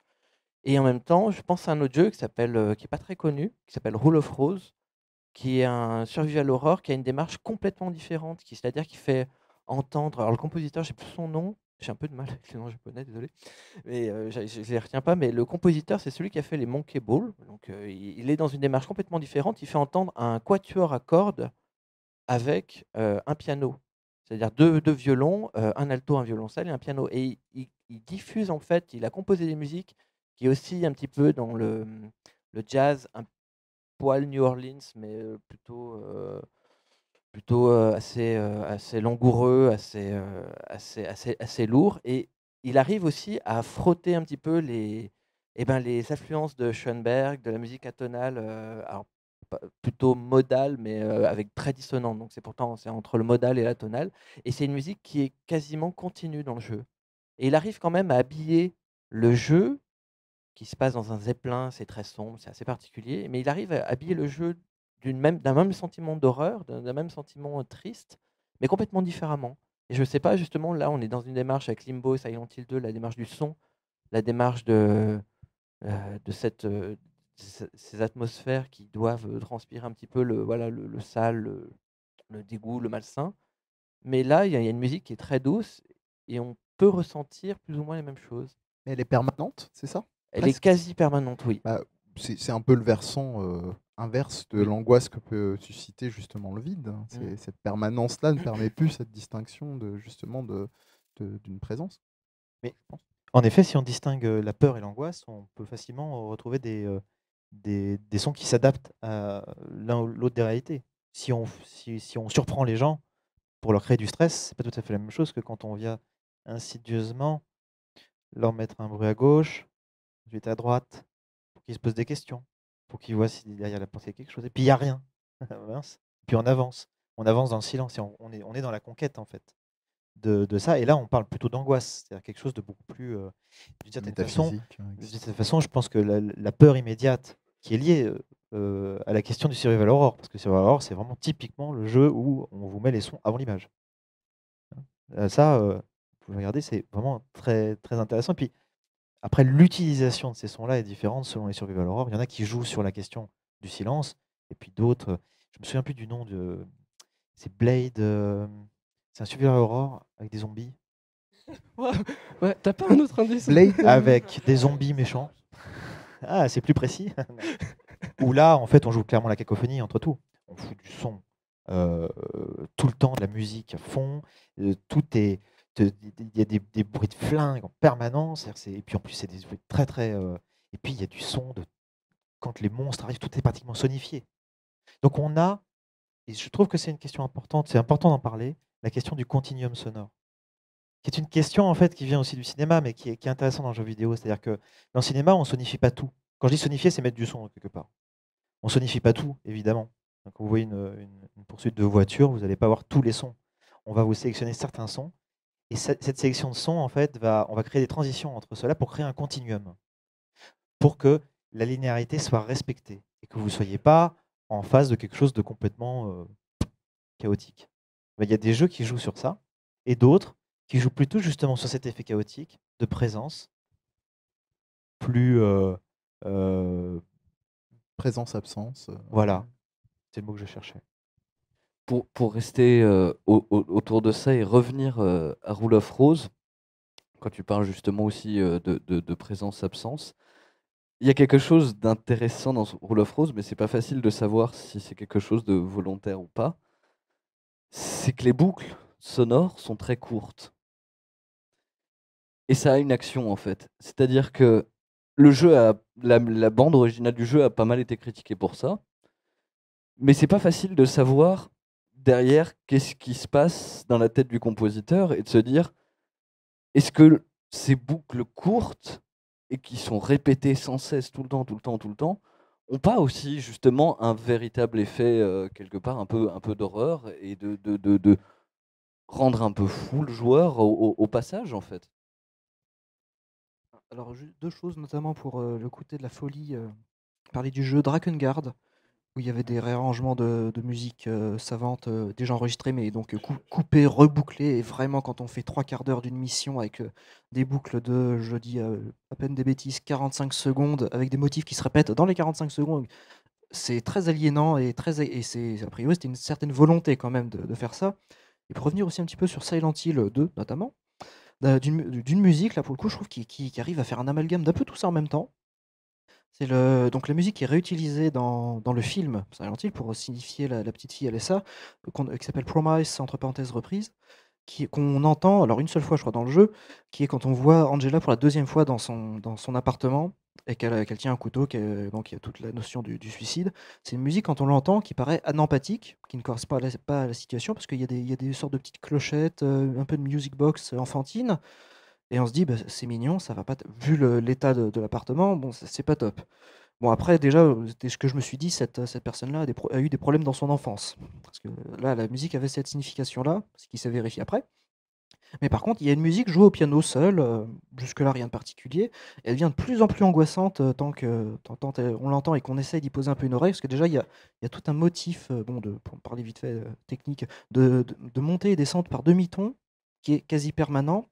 Et c'est un motif très très stressant, avec un ostinato mélodique, parce que les notes qui ne bougent pas, c'est très stressant. On aimerait que ce soit vivant, et la répétition quasiment continue de ces choses-là, ça continue de stresser. Alors il y a deux parties, une entre guillemets qui est censée être moins stressante, et la musique boucle, alors, elle doit faire 2 minutes avant la boucle, et quand même même cette musique qui paraît pas stressante au premier abord, plus on l'entend, plus il y a un malaise qui émerge, en plus, toujours pour contextualiser, de la discussion, des enjeux qui semblent venir dans ces choses-là, et cette musique arrive à être empathique et anempathique en même temps. Ce qui est, on pourrait dire, a priori, pas possible. Et là, si on prête une certaine attention, a priori, ça se réalise. Alors là, ça paraît peut-être un peu capillotracté, l'interprétation. Et je pense quand même que Yamaoka avait conscience de cette chose, sachant que c'est l'une des rares musiques. Tu parlais, il y a beaucoup de bruit, d'effets sonores un peu industriels. Et là, c'est une rare musique, au terme un peu stéréotypé du genre piano, partition, mesure, 4 temps, etc. Et ça tranche en plus dans le jeu lui-même, ça tranche beaucoup. Et notamment en plus, à l'arrivée dans le jeu, c'est un moment assez très, très particulier aussi. Moi, je voudrais répondre à ce que tu disais par rapport, entre autres, à Rule of Roses. Pas sur le même registre, justement, d'analyse musicale, mais plutôt sur le discours qu'on peut avoir, je dirais presque de ce côté un peu comptable des compositions. Ce que je veux dire par là, c'est il y a supposément une piste qui est continue, donc je caricature à l'extrême, le compositeur s'est pas foulé. C'est-à-dire il y a juste cette pièce-là, donc c'est un peu culotté. Alors que c'est très amusant, c'est-à-dire qu'on est encore à cette image, on en parlait sur la conférence Art, Culture et Jeux vidéo, à scinder toutes ces pièces du jeu vidéo comme ça a pu être fait et je dirais malheureusement encore aujourd'hui dans certaines revues spécialisées de jeux vidéo avec ce cahier des charges, musique tant sur 10 ou sur pourcent, etc. Et voilà. D'ailleurs, la musique, depuis très longtemps, en fait partie. Et à l'inverse, on peut tout à fait avoir une quantité astronomique de composition sans même en avoir conscience. Là, on rejoint presque j'ai presque envie de dire, la gratuité de la composition. Je reviens à Yamaoka, dont on parlait, qui, sur le jeu Shadow of the Damned, a, je crois, au total, l'OST officiel doit faire 30 à 40 morceaux, quelque chose comme ça. Officiellement, il y a près de 120 à 130 morceaux. Alors, comment il l'explique? C'est-à-dire qu'il y a des altérations dans certains arcs du jeu où il a voulu, lorsqu'il y a une répétition donc de la mort de l'avatar qu'on incarne, varier justement le morceau. Donc, vous pouvez terminer le jeu, si vous êtes plutôt doué, en écoutant une vingtaine, une trentaine de compositions, alors qu'objectivement, le jeu dans sa globalité en compte 120 à 130. Donc ça veut dire que dans Rule of Rose, il n'y a pas eu un travail entre le jeu et la composition, enfin entre le level design, le gameplay et la musique. La musique a été créée un petit peu séparée. Il y a une espèce de... Ça, je sais pas du tout. C'est difficile, ouais, de savoir. Ça, je sais absolument pas. Mais c'est plus pour se dire que moi, je voulais porter attention sur ce discours dans la réception de ces musiques-là. C'est-à-dire il y a une seule piste, donc bon, c'est un peu culotté, quoi. C'est-à-dire qu'on peut avoir des pistes, je sais pas, je prends des morceaux de groupe du type Yes, par exemple, qui avaient des albums type 4-5 pistes, mais qui étaient des morceaux épiques, quoi, de 15 à 20 minutes, et voilà. Je rebondis là-dessus parce que tu dis ça paraît pas suffisant d'avoir une seule boucle dans un jeu. Nous, on est en train de développer actuellement un jeu où il y a un son. Et ce son, en fait, est trituré par le code, trituré par des effets. Enfin, et d'une certaine façon, c'est une contrainte intéressante aussi ça permet aussi de montrer qu'avec un son et quelques effets, on peut retrouver les théories, notamment contemporaines, de la modification des sons, des enveloppes et des choses comme ça. C'est presque didactique, je trouve. Mais alors, en fait, dans Rule of Rose, l'OST a plusieurs pistes. C'est juste que les boucles étaient un peu courtes et qu'elles étaient répétées instablement. C'est marrant, ça me fait penser à un jeu où il y a une seule musique, enfin j'imagine qu'il n'y en a pas qu'un, mais il y a une seule boucle, c'est Dragon Ball sur NES, qui est un jeu particulièrement... bon, il vaut ce qu'il vaut. Hein. Il y en a pas plusieurs, notamment Non, pendant il y a les dialogues. Il y en a qu'une seule. Une musique. Ah oui, si, dans les dialogues. Si, dans les il y a- dialogues. il y a le thème s'appelle voilà. même tête à tête d'ailleurs. Oui, en mais français, alors dans ça le veut texte. dire qu'il y a, enfin, avec l'écran titre, Mais c'est vrai que sur la carte, en Oui. progression, il n'y en a oui, qu'une il seule. y en avait qu'une seule. Il n'y en voilà. avait qu'une seule et unique. Donc il y avait 3 pistes oui. dans l'OST complète. Et, Oui, je crois 3 à 4. et ben ça, disons que ça a plus tendance à effacer un peu la concentration du joueur. Ça a tendance un petit peu à lasser un petit peu le jeu. Je ne sais pas s'il y avait eu plusieurs pistes musicales sur ce jeu, si le jeu aurait pu être un peu plus prenant, un peu plus divertissant. Je suis pas sûr. Enfin, là, je parle. Oui.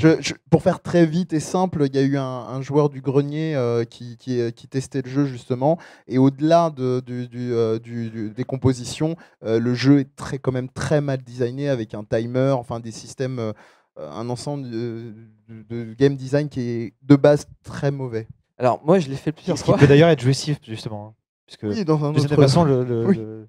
quand on est dans le grenier, quand on va chercher dans le grenier, c'est aussi ce truc de retrouver un jeu complètement buggé. C'est n'importe quoi. Des fois, on tombe sur des jeux, on se dit mais comment est-ce qu'ils ont pu faire ça? Mais il y avait aussi des contraintes techniques, il faut le voir. En fait, moi, j'ai fait le jeu plusieurs fois. Je l'ai trouvé.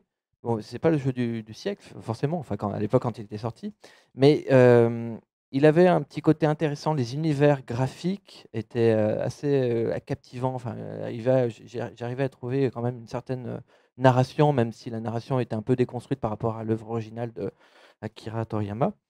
Et je sais pas, est-ce que si la musique aurait pu être différente, si elle avait habillé un peu plus habilement un petit peu les différents univers que le jeu traiterait, enfin que le jeu a traité du moins, est-ce que moi ça m'aurait peut-être, je l'aurais peut-être trouvé plutôt bon ce jeu. Mais après c'est peut-être quelque chose de très subjectif. Oui, moi à l'inverse, c'est pas du tout dans une, je dirais une dimension trollesque, mais moi je pense qu'ils auraient peut-être dû accentuer le côté complètement psychédélique du jeu, parce que le jeu a des couleurs pas possibles, alors que c'est un jeu justement censé se baser sur une licence que tout le monde connaît, et on se retrouve avec des ennemis, des espèces de Goombas, là, les ennemis de Mario complètement difformes, avec justement des sons au contact de coups qui sont complètement absurdes. Donc oui, peut-être s'ils avaient encore plus poussé cette conjonction entre ces sons entêtants et le visuel complètement barré, peut-être. Il y avait une esthétique. Donc voilà, conclusion, il ne faut pas négliger le travail musical. Et donc, je vois que le temps a pas mal avancé. Initialement, je voulais que l'on fasse une petite pause juste avant les questions du public, mais on va plutôt prendre les questions du public et on prendra après voilà, on va discuter, parce que là, le temps a pas mal tourné. De Il toute est façon, ça déjà bouge pas assez beaucoup dans tard. le public, là, ils sont très captifs. Oui. En même temps, donc, par contre, donc il y a un micro qui va circuler dans la salle. Je crois qu'on va devoir, c'est ça, prendre un micro qui est sur scène parce qu'on n'a pas assez de micros. C'est à propos de ce que vous avez dit à propos de la musique dans les jeux, si elle a été créée après ou pendant la création du jeu. Si elle a été créée pendant le jeu, est-ce que c'est mieux ou est-ce que c'est juste différent? Rouge pile. Eh bien, je prends la parole, donc. Ça dépend tout simplement des jeux en fait, mais après c'est globalement pas c'est globalement, je pense en général une bien meilleure chose de pouvoir avoir le processus de création des musiques en même temps que le processus de création du jeu, parce que ça permet d'avoir toutes les étapes de création en même temps, et que la musique, comme tu le disais aussi, puisse influencer sur le gameplay, le game design, etc. Si on prend le cas d'un jeu comme Rayman Legends par exemple, les idées de Christophe Herral les idées musicales qu'il a pu avoir ont influencé le gameplay et inversement, c'est-à-dire que les deux ont interagi ensemble. Donc, je pense que c'est en général une meilleure chose parce que ça permet quand même plus de cohésion dans toutes les étapes de création du jeu. Oui, non, je suis plutôt d'accord. J'ajouterais juste qu'en fait, ta question est intéressante, mais en fait, il y a une question avant qu'il faudrait poser. C'est est-ce que c'est important le son dans ce jeu-là? C'est-à-dire que non, c'est-à-dire qu'en fait, si tu fais la musique après et que la musique est importante pour le jeu, c'est-à-dire que dans la façon dont c'est produit, c'est quand même important, ça sera quand même autre chose, donc ça ne sera pas forcément négatif. D'ailleurs, la plupart des musiques adaptatives sont faites forcément après. C'est-à-dire qu'on a déjà des thèmes musicaux et ensuite derrière on adapte ce qui a été fait un peu au gameplay. La musique adaptative, c'est la musique qui s'adapte à l'action du joueur. Alors je vais résumer ça en une demi-seconde, c'est-à-dire tu es dans une pièce, il n'y a pas de musique, tu arrives dans une pièce, tu te rapproches du monstre, oh là là, il y a un truc suspense, et quand tu es au monstre, on t'en fout plein la gueule. Voilà. Ça, c'est très adaptatif. Mais il y a énormément aussi, quand je parlais de Proteus, on est dans une musique adaptative, mais qui est fonction du jeu. C'est-à-dire que là, c'est plutôt la place de la musique. C'est plutôt la place de la musique. Je te regarde toi, mais je ne sais pas si c'est toi qui as posé la question en fait. D'accord. Euh, c'est plutôt la place de la musique et la façon dont on le pense qui nous conduit à essayer de trouver des solutions pour que, quand on l'a construit avec le gameplay, il se passe des choses. C'est pas tellement de se dire c'est avant, c'est après, c'est mieux. C'est-à-dire parfois c'est après et ça peut être aussi bien que voilà. C'est juste respecter des temps de production communs pour qu'au moins il y ait un dialogue entre ces différents domaines. Que ce ne soit pas compartimenté. Qu'on ne soit pas simplement dans une chaîne, en fait, mais qu'on puisse créer un espace commun. Et notamment, ça permet de faire émerger des choses. C'est pas tellement. Il n'y aura pas de recette, par exemple, on le fait avant, ça sera mieux qu'après, ou je sais pas quoi. C'est plutôt. Comment dire? C'est encore expérimental. On ne sait pas trop où on va. On ne sait pas encore vraiment où on va au niveau du son. On a comme je l'ai dit au début, la façon dont on voit le son est complètement explosée. Et on n'a pas. On est en train de rechercher des choses. Il y a quelques game studies qui arrivent sur la question du son. Bon, on pense. Alors, c'est marrant, on pense souvent à Collins, Karen, on pense. Et eux commencent à faire ce travail, mais c'est un travail qui est relativement récent. Nous, de l'approche du collectif, c'est pas une approche universitaire, c'est une approche de praticien, même si, d'une certaine façon, comme on a des universitaires dans le collectif, ça joue aussi. Notre propos, c'est plutôt d'aller confronter le jeu un peu à ses extrémités. Et donc, d'une certaine façon, on en est arrivé à faire que la musique soit composée très vite, parce que c'est parfois assez prosaïque. C'est-à-dire, qu'est-ce que fait le sound designer pendant que les autres font le gameplay? Il fait rien. Donc, plutôt que de s'embêter, il va participer au gameplay. Et il va commencer à essayer de penser des choses. Alors évidemment, dans des processus itératifs, il pense des choses, et puis le jour d'après, le gameplay ayant complètement changé, il se retrouve avec quelque chose qui sera complètement inutilisable, ou pas. Mais voilà, c'est le moment de production, il est intéressant pour créer des contacts entre les êtres humains, plus qu'entre des fonctions. La musique va rencontrer dans un monde un peu particulier le gameplay, ils vont discuter, c'est un peu... voilà. C'est pas vraiment comme ça que ça se passe, c'est plutôt des gens qui font des gameplays et des gens qui font de la musique qui se retrouvent à bosser ensemble. Voilà. Juste faire, j'y pense, alors là, le côté universitaire, théoricien, une petite nuance sur les. On parlait de musique adaptative, et Karen Collis en parle notamment. Il y a la musique, parce que le moment de faire la musique, ça dépend effectivement de la nature de la musique. Si elle est par exemple dynamique ou non dynamique. Non dynamique, la musique se lance, il se passe autre chose, on coupe avec un fade plus ou moins dégueulasse, et voilà, c'est ce qui n'est pas forcément un mal. Il y a des jeux qui fonctionnent très bien dessus, les Final Fantasy, c'est de la musique non dynamique, hein. Il y a un trigger qui lance le truc, et ça s'arrête quand vous changez de plateau. Et dans la musique dynamique, il y a, alors je trouve ça intéressant, deux sous-genres. Il y a la musique dite interactive, où c'est le joueur, par ses actions, qui va créer du son. Par exemple, dans Zelda Wind Waker, quand vous frappez un ennemi avec votre épée, vous avez une note de musique. Quand vous arrivez à faire un enchaînement, à la fin, ça fait une petite mélodie. Et après, il y a la musique dite adaptative, où là, a priori, c'est plus la musique suit le gameplay. Donc, un exemple très connu dans Red Dead Redemption. Vous êtes dans la pampa, il n'y a rien. Et vous sautez sur votre cheval, il y a une ligne de base qui commence. Il y a alors, le joueur, il fait juste, il a cheval, il y a des brigands qui arrivent, il y a encore des éléments qui se rajoutent, il y a une sorte d'accumulation en fonction des éléments. Plus ça devient violent, plus la musique, par exemple, fait des ajouts. C'est pas la seule technique, mais il y a plein d'ajouts qui se font, qui s'enlèvent quand on a tué tout le monde, quand ça se calme, et on revient au silence. Donc là, c'est pas tellement ce que fait le joueur directement, c'est vraiment toute l'ambiance. Et après, parce qu'on n'a pas eu l'occasion de parler, un des problèmes, je trouve, de la musique adaptative, c'est que niveau immersion, c'est génial. Alors par contre, ça coûte très très cher. Donc c'est pas forcément bon pour tout le monde. Je sais que Rockstar a fait un petit, sur internet, il se trouve très facilement, un petit documentaire de 6-7 minutes sur la musique du jeu de Red Dead Redemption. Et ils expliquent un petit peu à la toute fin comment, parce qu'il faut penser très différemment, il faut se dire, donc déjà trouver les triggers, alors quand il se passe ça, on va mettre telle ou telle chose. Mais par contre, je trouve le problème de ces musiques-là, c'est qu'en fait, j'étais bien embêté quand j'ai réalisé peu de temps après que je n'avais aucun souvenir de la musique de Red Dead Redemption. Je suis incapable de vous chantonner n'importe quelle air, alors que les Final Fantasy, même en les ayant entendus une fois, vous repérez des choses. Ma musique adaptative, tellement c'est immersif, finalement, on n'en profite plus tellement après. Enfin, ça, c'est un point de vue personnel, des peu de gens que j'ai pu interroger qui se retrouvent. Mais il y a voilà, cette chose-là, savoir ce qu'on fait de la musique, si bon, après il y a un élément de gameplay associé, intéressant, et aussi voir comment on veut de se souvenir de la musique. Alors soit on considère que c'est le jeu vidéo, la musique c'est juste un truc et de sens ça n'a aucun intérêt, soit c'est dire que ça peut quand même laisser juste des bons souvenirs ou laisser une trace un peu plus marquante. Voilà. Juste avant qu'on prenne une deuxième question ou remarque, on va plugger l'autre ordinateur, on va diffuser quelque chose.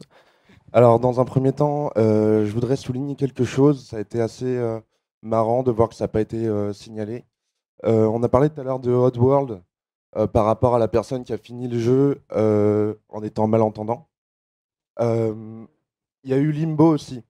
Limbo, ce qu'il faut savoir, c'est que il y a des œufs à débloquer dans le jeu qui, au bout d'un moment, débloquent une suite d'épreuves dans le jeu qui est complètement dans le noir et sans univers sonore, où justement, on passe épreuve après épreuve avec des bruits de scie qu'on sent venir plus ou moins proches. Et donc, du coup, j'ai trouvé ça assez amusant de voir que dans Limbo, il y avait exactement un passage qui exploitait uniquement le son, mais il n'y a plus d'image. On voit juste, je suis même plus sûr si on voit les yeux, mais il me semble qu'on ne les voit pas. Donc déjà, c'était la première remarque. Et ensuite, je voulais demander, selon vous, comment on pouvait sensibiliser à la sensibilité musicale dans un jeu vidéo. C'est-à-dire, on parlait de Guitar Pro tout à l'heure, Guitar Hero. Est-ce que vous pensez qu'on peut sensibiliser correctement avec un jeu vidéo à la création musicale, à ce genre de choses? Ouais. Et comment, pardon, excuse-moi. En fait, quand je parlais tout à l'heure de jeux comme Guitar Hero, c'est aussi que je voulais, mais bon, je suis pas revenu dessus en fait. Le mettre en face de la vision de la musique et donc de la sensibilisation que ça peut apporter d'un jeu comme Wii Music. Je ne sais pas si vous connaissez Wii Music, enfin si vous devez connaître, c'est un jeu qui a été super décrié et qui pourtant, selon moi, donne une très bonne image de ce que peut être la musique. Parce qu'on parlait d'improvisation, par exemple, tout à l'heure, dans Rocksmith.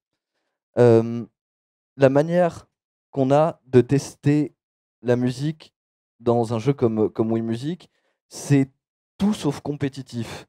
Tout est dans le « vas-y, t'as une patte à modeler, t'as un truc, t'as plein d'instruments, teste des choses, éclate-toi, amuse-toi ».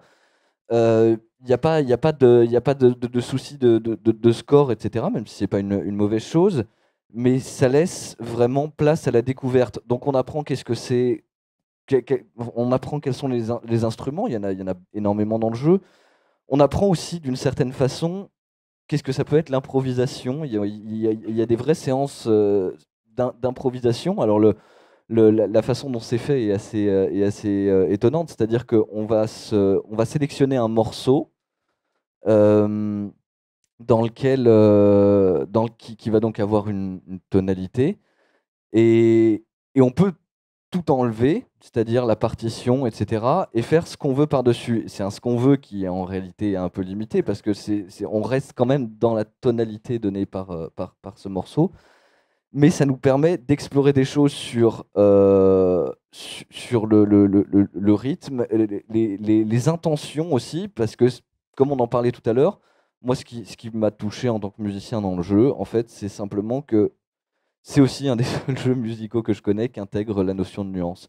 D'une façon toute simple, hein, toute bête, c'est-à-dire, par exemple, on est en train de jouer d'une trompette, etc. On va aller vers le haut, ça va aller plus fort, on va aller vers le bas, ça va aller moins fort. Et je pense que, en restant que dans les jeux musicaux, cette façon de faire peut permettre de sensibiliser les gens à différentes connaissances de la musique en plus, parce que c'est intéressant. Si tu as aussi un autre mode, qui est le mode mi-chef d'orchestre, je crois. Beaucoup de gens, non musiciens, ne savent pas à quoi sert un chef d'orchestre. Ce qui peut être légitime, quand on regarde de l'extérieur, on peut se demander à quoi ça sert. Le jeu, en permettant de diriger un orchestre virtuel à la Wiimote sur quelques morceaux, il permet d'en saisir juste quelques notions, c'est-à-dire un chef d'orchestre, il va être là, il va donner la pulse et il va donner les intentions.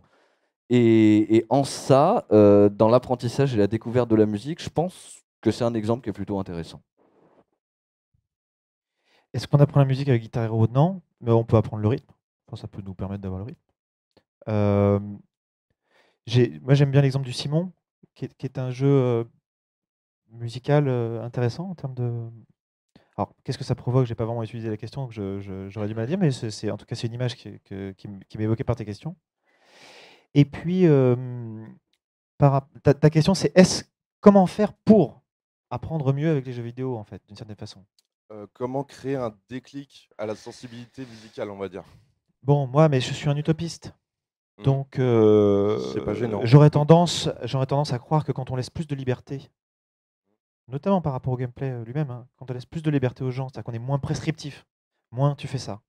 Hein, je pense que ça peut permettre d'ouvrir des brèches, et notamment des brèches de créativité. C'est-à-dire, je crois que des jeux musicaux doivent s'ouvrir. Ils doivent s'ouvrir, ils doivent transporter aussi le langage des musiciens. Donc il y a tout un tas de choses en effet à faire là-dessus, mais je pense que le premier critère que je retiendrai, c'est on apprend à être un petit singe savant quand on répète, mais je pense qu'il y a un niveau supérieur dans lequel on peut exercer. Je reviens toujours à Proteus, je suis désolé, mais on est un chef d'orchestre dans Proteus. On se déplace et on va dans un... Bon, évidemment, ce n'est pas des coups de baguette, mais c'est des déplacements. Ce gameplay nous invite à être une forme de chef d'orchestre. Ce qui est intéressant. D'ailleurs, au bout de quelques minutes, on fait que ça. On s'amuse à passer à côté d'un lapin, on attend que le soleil passe et que la nuit tombe. On est dans des logiques d'interaction forte avec la musique. Et je crois qu'il y a, dans ces jeux-là, en tout cas, il y a potentiellement des clics dont tu parles. Et en plus, moi, ce qui m'arrange, c'est que ça amène aussi des musiques qui sont, du coup, pas standardisées, mais des musiques qui sont un peu différentes. Des musiques populaires, des musiques savantes, ce qu'on veut. Je pense qu'on sera du coup deux utopistes ce soir, dans le sens du libre accès aux apprentissages et à la musique là, dont on parle. Je vais juste faire un parallèle, pas avec les jeux vidéo, mais en tout cas, je parlais de la des possibles inspirations en fonction pas forcément du pays, mais en tout cas des cultures se développent les choses. Au Japon, il faut savoir qu'il y a une école de musique qui est très réputée et qui accessoirement développe des instruments de musique qui est Yamaha. Et ils ont une technique d'apprentissage qui est justement basée sur un accès qui est presque proche de l'apprentissage dans les écoles, on va dire, montessoriennes, qui est tendance de mettre au niveau des tout petits l'apprentissage. Bon, Montessori, c'est dans les écoles. Dans ces dispositifs, justement, Yamaha, c'est des instruments de musique. Et c'est une méthode qui, d'ailleurs, s'est exportée en Europe et peut-être dans le monde, je ne sais pas. Donc, je pense qu'il y a là aussi des ponts à faire et peut-être une sensibilité, par exemple, en Occident, en France et dans les pays de l'Europe, très souvent, on a cette figure du conservatoire assez assommante. je ne veux pas non plus caricaturer parce que ça peut donner un niveau de maîtrise et de connaissance musicale qui n'est pas peut-être accessible autrement. Je n'en sais rien. Mais en tout cas, pour cet accès et ce déclic, comme vous êtes en train de décrire, voilà, je serais plus à te rejoindre sur mettre en tout cas à niveau, dans un premier temps, hein, l'objet, la matière sur laquelle on va baser la pédagogie, musicale ou pas d'ailleurs. Je vais rebondir, ça crée beaucoup d'idées. Je pense que ce qui arrive aussi à provoquer une sensibilité musicale, alors je sais pas, il faudrait se questionner, savoir si est-ce que la sensibilité musicale c'est inné ou c'est acquis. Enfin bon, ça c'est d'autres questionnements. Ça se construit à partir du 6e mois de grossesse et ça se stabilise autour de l'adolescence 17-18 ans. D'accord. Tu as fait des études. Non, mais c'est ce qu'on remarque. Il y a on apprend d'abord les rythmes. Enfin, c'est des études cognitives hein, sur les enfants qu'on fait depuis un certain nombre d'années d'ailleurs, et qui montrent qu'en fait, il y a des effets un peu marrants parce que quand on est petit, on n'apprend pas tout en même temps. Il y a par exemple une méconnaissance en dessous de 5 ans. Les enfants sont incapables de savoir si une musique est triste ou pas. Notamment, nous, on peut aussi remettre en cause toutes ces vieilles rengaines, mais il y a quand même cette idée qu'à un moment donné, on a des accords majeurs et mineurs, et que voilà, d'un côté c'est triste, de l'autre côté bon. Vous imaginez bien ce que j'en pense, mais le fait est que quand on est petit, on n'arrive pas on n'a pas encore l'éducation musicale qui nous permette de comprendre qu'une musique est plus ou moins triste. Et donc, le seul moyen pour comprendre si c'est triste ou gai pour un enfant de ces âges-là, c'est la vitesse d'exécution. C'est-à-dire qu'un morceau rapide est gai, un morceau lent est triste. Et si vous avez des enfants, vous pouvez faire le test en dessous d'un certain âge. Si vous leur mettez une musique très très triste, mais vous l'accélérez, ils vont trouver ça extrêmement sympa. Je caricature un petit peu, mais même dans les derniers succès musicaux, je sais pas, les accélérations, que ce soit les René Lataupe ou les Chipmunks, ça a pas mal marché, quoi. Ça aurait pu être peut-être des, des tonalités extrêmement, des propos peut-être extrêmement tristes, mais en accélérant, ça décrédibilise. On peut donner aux enfants autre chose que ça. À C'est une possibilité. Il y ceci a près, des musiques rapides qui sont. Voilà. À ceci près, je fais une parenthèse, il faut quand même insister sur le fait que pour ce qui est de la signification de la musique, c'est une construction culturelle, hein. C'est-à-dire que c'est juste pour contrebalancer en fait ce qui est juste, mais ce qui vient d'être dit précédemment. Donc voilà, juste. Et là juste pour, pardon, revenir par rapport à ce que tu disais tout à l'heure, c'est très court. C'est simplement je pense qu'en fait, le jeu vidéo et les expériences, toutes les expérimentations qui sont faites autour de la musique de jeux vidéo, dont je fais partie, doivent amener à réfléchir l'apprentissage musical, je pense. En fait, tu parlais de conservatoire, etc. tout à l'heure. Peut-être que tout ça devrait amener les professeurs en général à réfléchir des façons d'enseigner. Et en fait, je pense qu'il y a trop tout le monde reste trop de son côté, c'est ce qui est un petit peu dommage. On en parlait hier avec des gens de la Sega. Et les profs sont, par exemple, en général, dans les conservatoires, une très mauvaise image de la musique de jeux vidéo. C'est les mecs, vous faites du bip bip, c'est super, quoi. Et alors qu'il y a beaucoup de choses à prendre dans l'apprentissage par rapport aux expérimentations qui sont faites et que tu conduis notamment. Oui, alors, du coup, je réponds à ta question. J'ai trouvé un autre truc entre-temps. Parfait. C'est comme ça, vous pouvez tester si ça marche. Mais c'est vrai que nous, on fait du jeu d'installation. Donc, on est en relation avec des publics très, très divers. Enfin. Et je pense qu'on peut imaginer que jouer ensemble, et pas jouer tout seul, crée, disons, la potentialité d'un apprentissage meilleur. Je crois, c'est peut-être une intuition en fait, mais je me dis que au moment où on joue ensemble, on communique entre nous un certain nombre de choses. Tous les musiciens l'ont expérimenté, et tous les gens qui ont été dans un groupe ont expérimenté cette situation où tout le monde joue bien ensemble et tout le monde est heureux. C'est même ce qui fait principalement les méthodes de musicothérapie. Elles sont fondées là-dessus. Et donc je me dis peut-être faire ensemble, donc d'une certaine façon, inventer des jeux pour jouer ensemble, peut-être de l'ordre du party game, du jeu collaboratif, des choses comme ça. C'est-à-dire, peut-être qu'il faut réinventer, trouver de nouveaux gameplays pour que les gens jouent ensemble. Voilà. Bon, c'était ma deuxième réponse. Donc, Pierre, tu avais une question, je t'ai vu tu levais la main, c'est ça? Bah, en plus, ça tombe bien, j'ai un micro. Ça tombe bien. Très très rapidement, j'ai deux questions. Une question qui va plus s'adresser aux sound designers et aux musiciens parmi vous.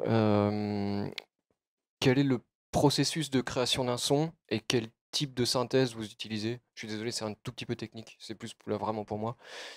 Et la deuxième partie de la question qui s'adressera un petit peu à tout le monde, pour moi qui suis absolument pas un gamer, ça a l'air d'être un milieu assez fermé. Et je bosse beaucoup avec des groupes et je me mets un peu à leur place et je me dis tiens, comment faire pour intégrer un peu ce milieu via un titre musical ou je sais pas comment diffuser leur musique sur ce type de support. Mon exemple personnel, c'est celui des jams. Je réponds à ta deuxième question. C'est qu'en réalité, il y a plein de gens qui se retrouvent, pour parler de jeux vidéo et de plus en plus, dans des compétitions de création. Et là, moi je me souviens quand on avait commencé, Kevin qui est dans la salle peut peut-être me rassurer sur la date, c'était 2010. 2010. En 2010, j'arrive dans une jam, c'était ma première jam en fait, et donc c'est relativement récent. Et il n'y avait aucun sound designer. Il n'y en avait aucun. La dernière jam qu'on a fait, c'était il y a un an, c'était une sorte de jam, c'était à Nantes, Stéréolux, il y avait du prototypage rapide aussi. Il y avait pratiquement plus de sound designers que de graphistes.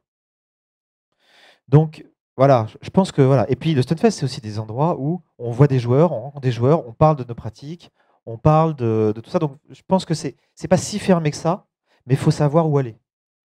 Ensuite, comment est-ce qu'on fait un son? Quel type de synthèse? Ah, je vois bien le musicien électronique.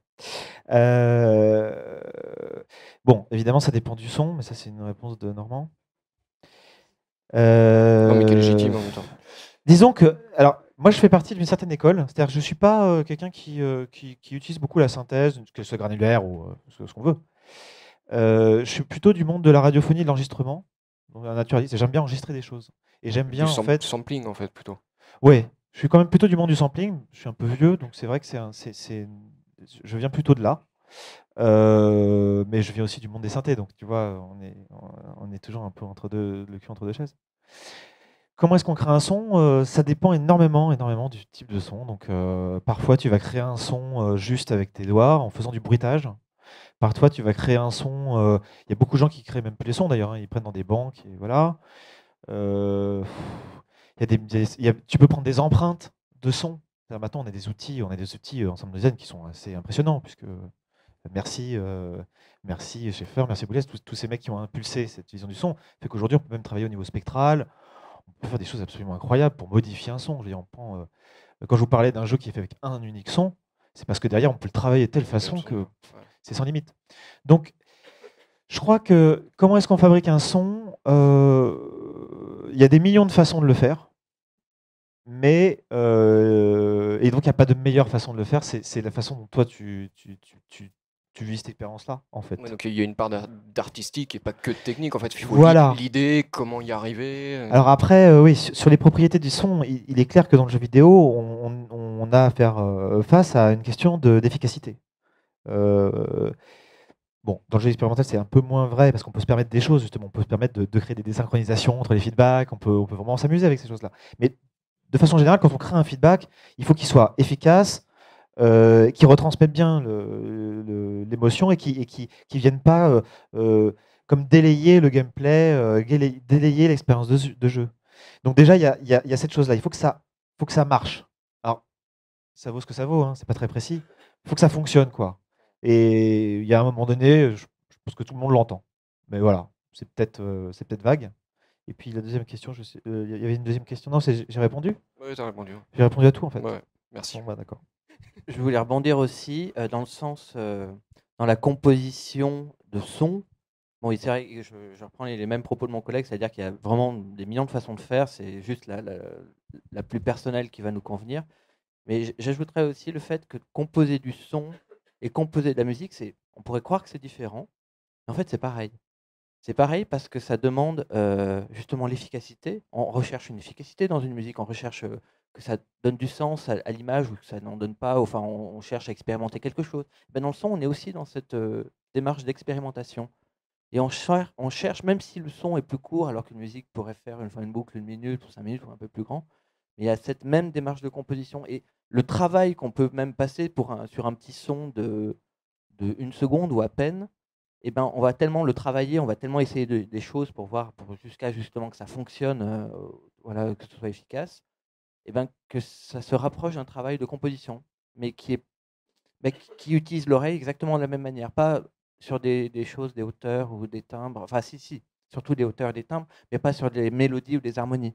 Mais ça prend un petit peu les mêmes facteurs que la composition d'une musique. J'imagine que ça doit être super long, doit être très très long, avant d'arriver à un résultat satisfaisant, et Pas notamment, forcément. notamment en partant de rien, j'imagine. Ça dépend. Oui, pas forcément. Alors, évidemment, chacun a ses propres techniques, hein. Il y en a qui aiment bien partir. Moi, j'aime bien, par exemple, partir de rien.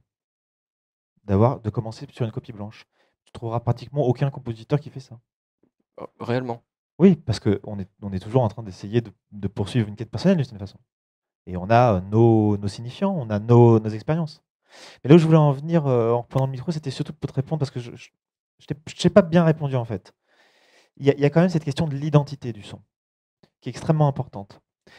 Quand je dis il faut que ce soit efficace, et il faut que ce soit une proposition artistique, c'est parce qu'en réalité, ce qu'on cherche, c'est pas tellement le son, mais c'est la globalité, c'est la big picture, quoi. C'est le paysage sonore. Et donc, d'une certaine façon, les sons vont aussi se parler entre eux.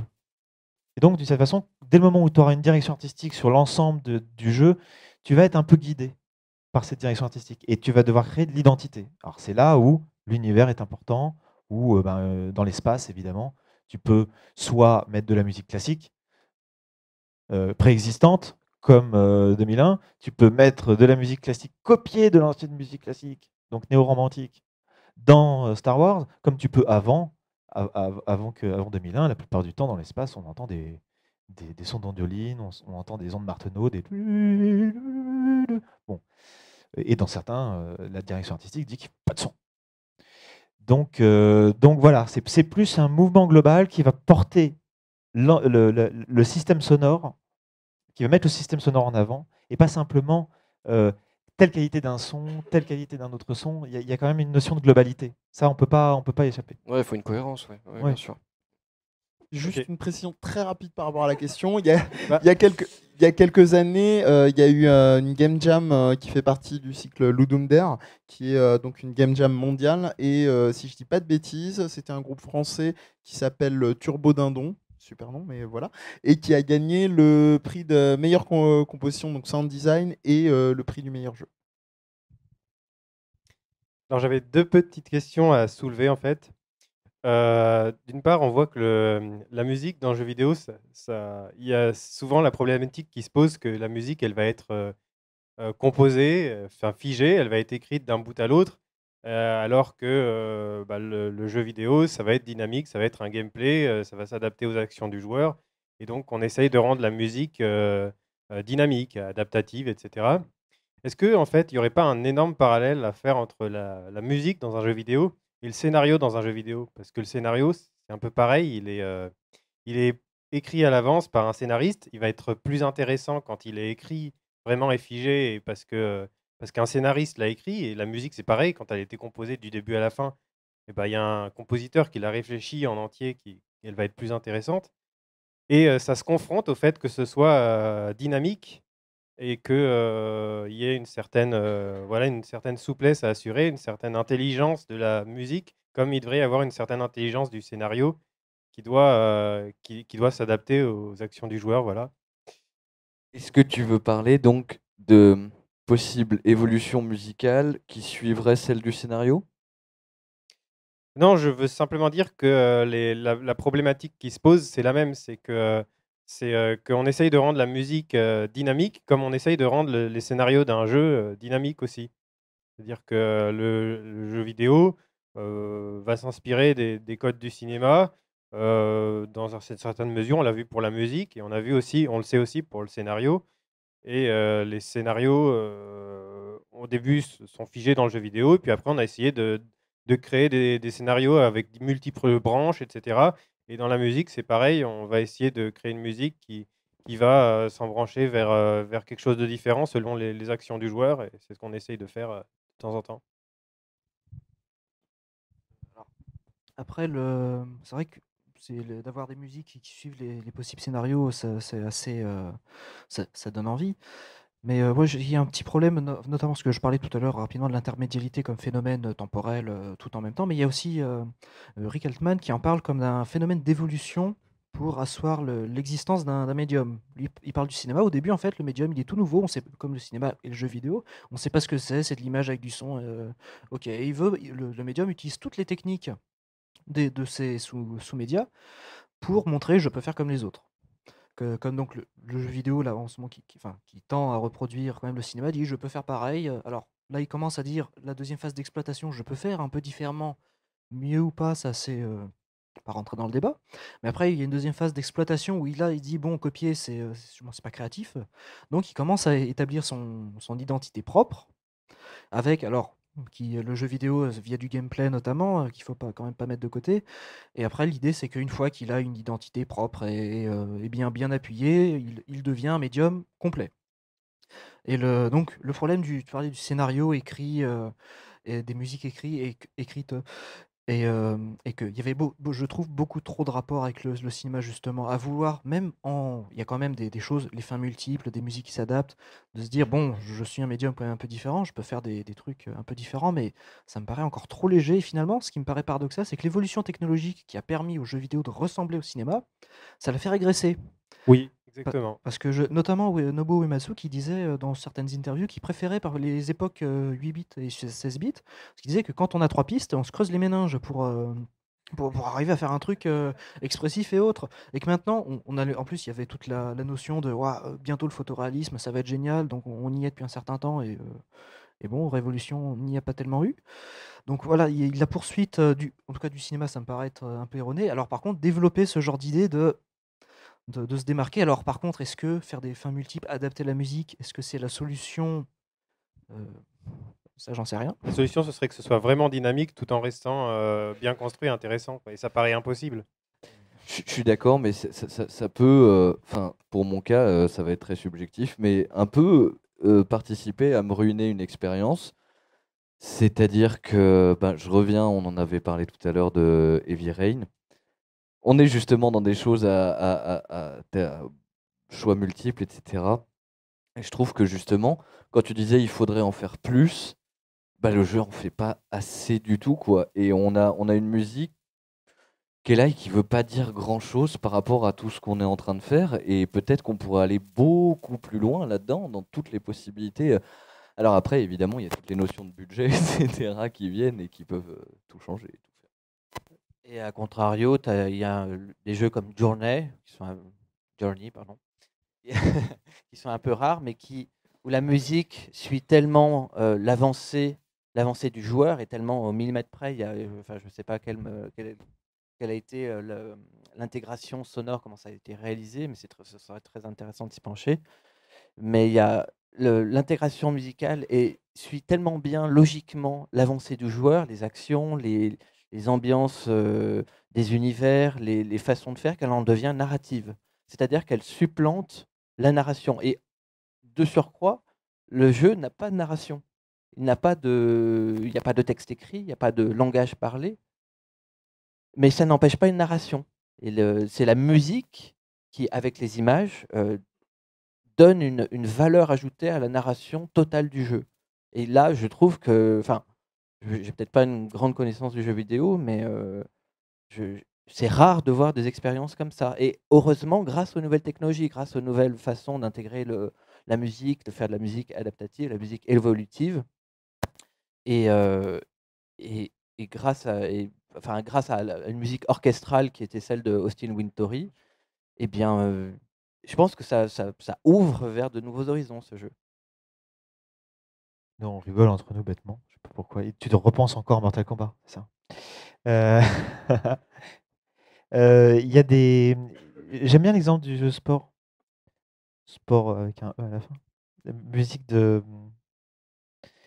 Brian Eno, qui est à la fois adaptative à différents types de scénarios, c'est-à-dire à différents types de construction et d'évolution. Tu peux devenir carnivore, redevenir, enfin, il y a tout un truc comme ça. Et ce que j'aime bien, c'est que c'est aussi de la musique générative. Donc d'une certaine façon, la musique générative, c'est un peu lié au procédural.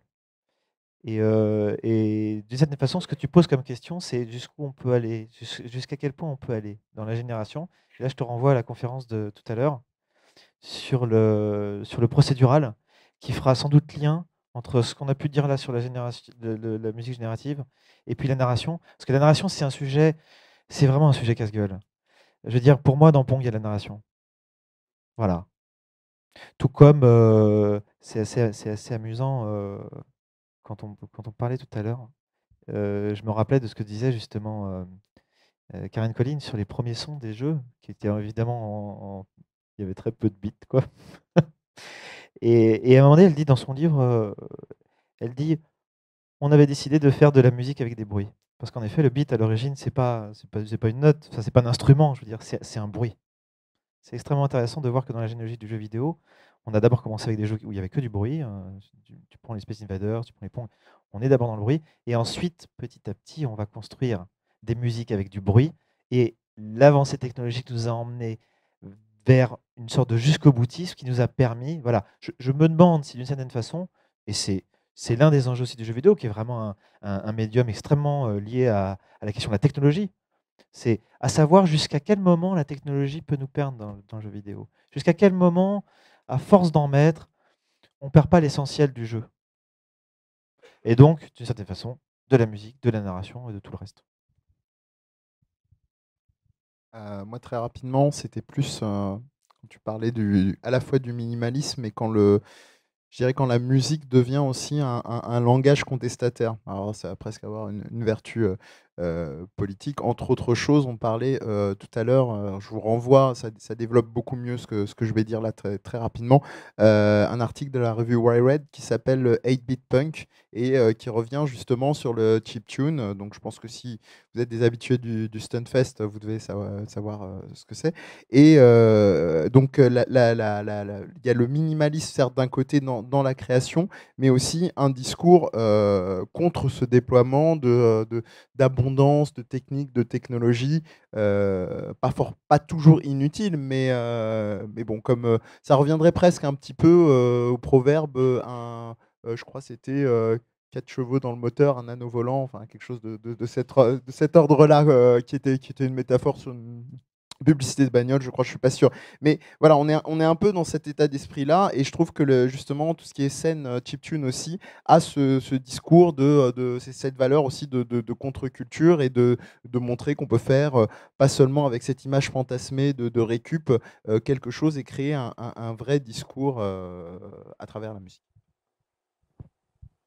Est-ce qu'il y aurait une question? Parce qu'il y avait beaucoup de mains. C'est vrai qu'on fait des combos de réponses du coup.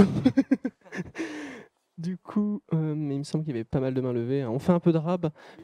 Je disais que je voulais rebondir sur l'intervenant du public précédent qui a dit pour moi quelque chose d'intéressant.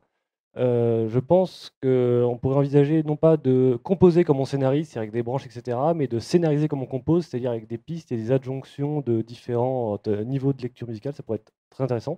C'est juste une idée qui m'est venue comme ça. Sinon, j'avais une question générale en fait, sur l'articulation de la logique et de l'analogique dans la composition musicale dans le domaine du jeu vidéo spécifiquement. Si on se rappelle de comment a été construite la musique primitivement dans l'humanité, on part de sons qui sont complètement illogiques, puisque l'oreille a évolué pour interpréter les sons de l'environnement qui sont par définition complètement illogiques d'un point de vue mathématique, hein, logique, pas d'un point de vue. Et ensuite, donc on a évolué avec une articulation d'un artisanat autour des compositions, puisqu'on associe la fabrication d'instruments avec le son qui produit. Et plus récemment, donc avec la musique électronique et spécifiquement avec le chiptune, qui se base sur des fonctions mathématiques beaucoup plus simples que ce qu'on pouvait avoir avec des systèmes analogiques, des circuiteries analogiques, on se retrouve avec des sons logiques qu'on va petit à petit essayer de rendre moins logiques en ajoutant des systèmes de composition qui se rapprochent de la composition qu'on avait avant avec des instruments qui n'étaient pas logiques par essence. Et ma question, qui arrive malgré cette embrouillamini, est ou enfin, quel peut être le rôle du joueur dans la musique générative ou la musique procédurale pour ajouter de la logique et structurer, donc un peu comme le chef d'orchestre dont on parlait tout à l'heure pour Proteus, ou pour déstructurer dans certains cas où ça va rendre le son fouillis, comme par exemple la musique où on s'approche d'un monstre, ça fait un bruit, on se rééloigne, on se rapproche, ça refait le bruit alors qu'il y a plus de surprise et que la musique est censée être surprenante. Voilà, comment est-ce que ça s'articule? Est-ce qu'il y a des articulations intelligentes qu'on n'aurait pas évoquées qui pourraient être intéressantes? Voilà, c'était un peu le...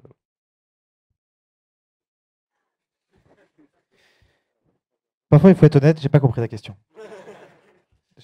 Toi, tu as compris? Alors, c'est pas tellement une réponse, en tout cas sur la fin, parce que là, pour le coup, j'admets, j'ai pas la réponse.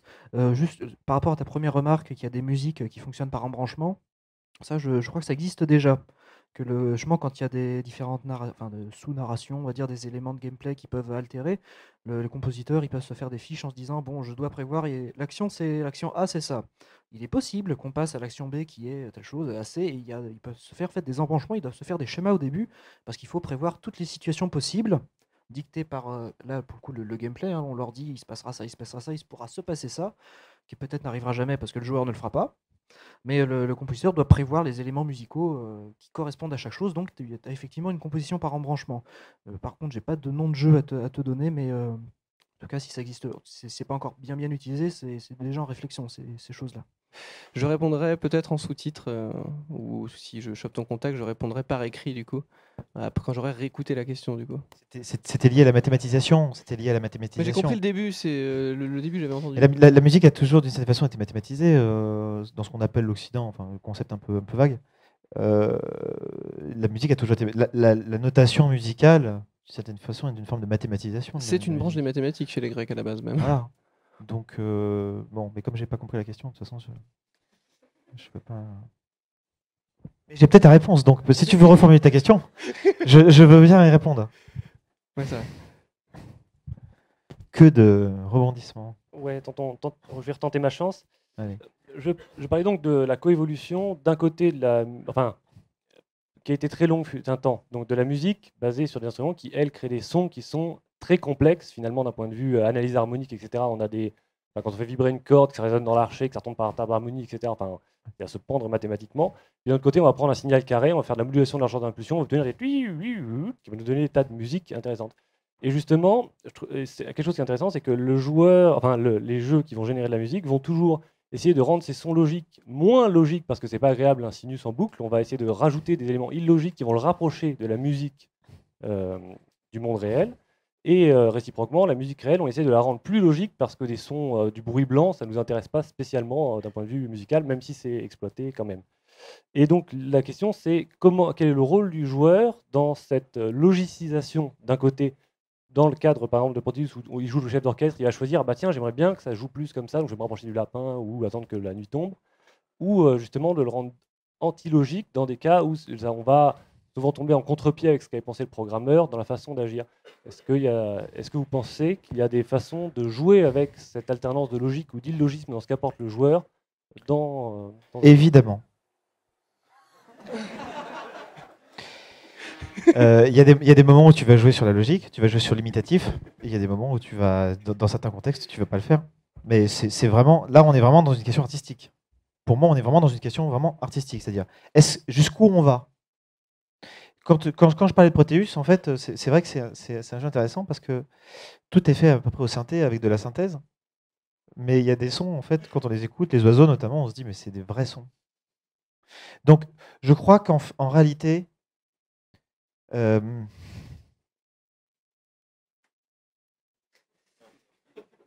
vais réfléchir. Je crois qu'en réalité, elle est dure cette question quand même, hein? Non? J'ai quand même du mal à répondre à cette question parce qu'en fait, c'est la question du joueur en fait. C'est est-ce que le joueur interprète d'une certaine façon ces choses-là et est-ce qu'il vaut mieux lui donner un environnement qui est crédible, qui est logique, soit lui donner un environnement qui ne l'est pas. Et en effet, dans Proteus, on est dans un environnement qui est un environnement de synthé, un environnement qui n'est pas logique, qui est illogique. Mais d'une certaine façon, c'est notre capacité à pouvoir recevoir ça qui est intéressante. Quand je suis dans Proteus, en fait, je me laisse avoir par ça. je me laisse avoir par cette différence entre le logique et le non logique, le réel, le non réel, le réalisme ou pas. Donc c'est vraiment une appréciation personnelle. Moi, je sais que je peux facilement oublier qu'il s'agit de musique, par exemple, dans Proteus. Non, du coup, avec la traduction, parce qu'en fait, je pense que sur un mot, en fait, je n'avais pas le même sens que toi, c'est le mot logique. En fait, j'aurais peut-être mis sensé dans certains contextes et peut-être cohérent ou réaliste dans un autre. Mais donc, du coup, je crois avoir compris la question et du coup, j'ai un élément de réponse. La question, spontanément, on se dit effectivement, qu'est-ce qui produit l'effet le plus réel? Ce serait, mettons, quelque chose de réel, très spontanément. Donc, un artifice ne va pas produire cet effet. Mais dès qu'on creuse, on se rend compte que c'est très souvent strictement le contraire. Il y a des choses artificielles qui vont produire des effets réels bien plus réels que ne produisent des objets réels. Et l'exemple, c'est le théâtre et le cinéma. C'est l'exemple canonique, c'est-à-dire que voir des artistes en chair et en os sur une scène, est-ce que ça produit plus d'effets de réalité ou est-ce que c'est plus réaliste que le cinéma où on ne voit qu'une section d'images? Or, quand on interroge les spectateurs, on se rend compte que le cinéma est plus réaliste, enfin fait des effets de réalité. Si on déconnecte les effets enfin ontologiquement, c'est moins réel, mais ça produit plus de réel. Enfin, du point de vue de la réception, en tout cas, c'est ce qui se passe. Donc je ne sais pas si c'était la question, mais en tout cas, si c'est un bout de réponse. Mais moi, je voulais rebondir encore. Avant la question, tu as parlé du fait des chiptunes. Tu dis que c'est une onde sonore simple, une mathématique de la fréquence assez simple, et tu dis que en la rendant, en lui ajoutant un petit peu de la complexité, tu la rends illogique. Et je suis pas complètement d'accord dans le sens où, vu que, je reviens toujours un peu sur Cage, mais l'être humain, quand il compose un son, quand il modifie une fréquence, c'est toujours de l'intention. Et l'intention sous-entend la logique. Donc, je ne pense pas que quelqu'un puisse créer un son, une musique, de manière illogique. Je sais pas. En fait, je sais pas peut-être comment toi tu l'interprétais, mais je peux pas. Moi, je peux pas entendre qu'une création d'un son, d'une musique ou d'une synthèse sonore soit illogique. Elle peut pas, du moment qu'elle soit intentionnelle. En fait, j'entends les logiques au sens mathématique. Évidemment, il y a une intentionnalité et le cerveau humain ne peut pas se comporter de façon illogique par rapport à l'état de représentation qu'il est d'un point de vue physique. Mais d'un point de vue logique mathématique, il n'y a pas forcément de déroulement logique autre que celui de l'expérience du compositeur, etc. C'est ça que j'entendais par illogique. C'est-à-dire que un son d'orage, c'est pas logique mathématiquement, c'est logique d'un point de vue physique de comment l'écosystème fonctionne et surtout les interactions de l'atmosphère. C'est ça que j'entendais par logique, et pas non plus illogisme dans le sens aléatoire. D'accord, je comprends mieux, oui. Mais je pense que même dans les sons les plus complexes, dans les sons où il y a énormément d'harmoniques, de fréquences, bon, c'est peut-être un peu ésotérique ce que je veux dire, mais je pense qu'il y a une logique. Mais après, c'est peut-être très subjectif et je ne peux pas apporter d'éléments supplémentaires. Pour parler côté rapide avant de passer à parler Mehdi, côté mathématique en musique et théorie musicale, les gammes, bon, je fais très très simple, j'explique pas tout malheureusement. La musique a été non, la musique a été tempérée. Enfin, les gammes ont été tempérées pour faire en sorte que des choses fausses sonnent justes. Et en fait, quand tu refais, il y a deux façons de calculer le tempérament quand on l'a. Ça vient avec le monocorde de Pythagore et avec les fréquences. Il y a deux façons de faire. À partir du même postulat, et on obtient deux résultats différents. La musique tempérée, c'est un réel paradoxe mathématique. Et la musique, on considère comme juste, mais en fait ne l'est pas. Donc il y a toujours, c'est un de mes profs qui dit ça, la musique c'est toujours entre les mathématiques et un peu la musique, c'est un équilibre entre le chaos et la logique. Il y a quelque chose, les deux, la musique ne peut pas être mathématiquement parfaite. On se rend compte sur des calculs qu'il y a une fausseté, ça se dit pas, mais qu'au fur et à mesure, les gammes sonnent faux et qu'il y a des gros écarts et qu'il n'y a absolument rien à y faire. Donc, déjà, on va dire la musique dite réelle qu'on entend aujourd'hui, mathématiquement, elle est fausse en fait. Donc, ça répond sûrement pas à la question, mais ça peut donner un autre éclairage peut-être sur la musique dite réelle, avec analogique, on va dire ça comme ça. Moi, j'ai surtout retenu, au-delà de la musique, la question de réel et d'effet de réel. Et ça m'a fait repenser à la fois à ces questions qui sont posées au théâtre. Il y a eu notamment Brecht et enfin les courants naturalistes, ou Brecht avec cette tendance à se dire voilà, pour faire plus vrai que vrai, on va mettre, on est dans une scène chez le boucher, donc quelques instants avant la représentation, on va prendre de la viande de chez le boucher, on va l'accrocher et puis on va avoir le sang qui coule, donc on va avoir cette espèce d'effet de réel. Au cinéma aussi, bon, tous les questionnements autour du cinéma, du côté cinéma du réel, le dogme chez les réalisateurs des pays nordiques qui s'imposaient des contraintes et de filmer avec le matériel le plus minimaliste possible. Là, je me dis que c'est quand même très drôle parce que dans le jeu vidéo, dans sa musique ou dans sa globalité, puisqu'on finalement la conclusion c'est que ça reste toujours un ensemble, l'objet jeu vidéo, et pas seulement pas une simple addition de tous ces domaines-là. On est en train comment dire, d'avoir du mal avec le fait que le jeu vidéo, pour la première fois, et c'est assez inédit, pose plutôt l'inverse. C'est-à-dire qu'on n'est pas en train de se dire il y a des effets irréels, mais l'irréel, va sous le sens. C'est comme ce que tu disais tout à l'heure pour la musique. Ça se fera au son si la situation coïncide, même si elle est irréelle. Il y a une faculté de représentation dans le jeu vidéo qui va faire tiens, c'est cohérent. Dans Proteus, c'est complètement déjanté, mais voilà, je rentre tout de suite dans cette illusion-là. Ce qu'on n'a pas, il y a plein d'éléments et je m'arrêterai là, mais ce qu'on n'a pas dans d'autres domaines comme le cinéma ou la littérature, ou voilà, cet illusionnement-là, notamment par l'interactivité, passe dans le jeu vidéo alors qu'elle ne passe pas. Et voilà. Donc là, oui, c'est-à-dire qu'on a largement dépassé la prolongation, malheureusement. Mais de toute façon, les intervenants sont encore en pleine forme et vous pouvez les interroger à la sortie de la scène, il n'y a pas de problème. Donc on peut remercier Charles Bardin.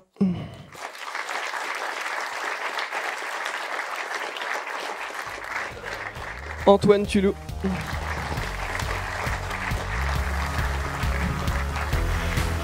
Frank Weber.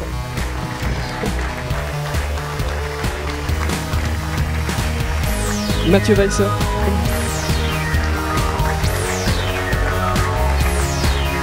Mehdi de Babi.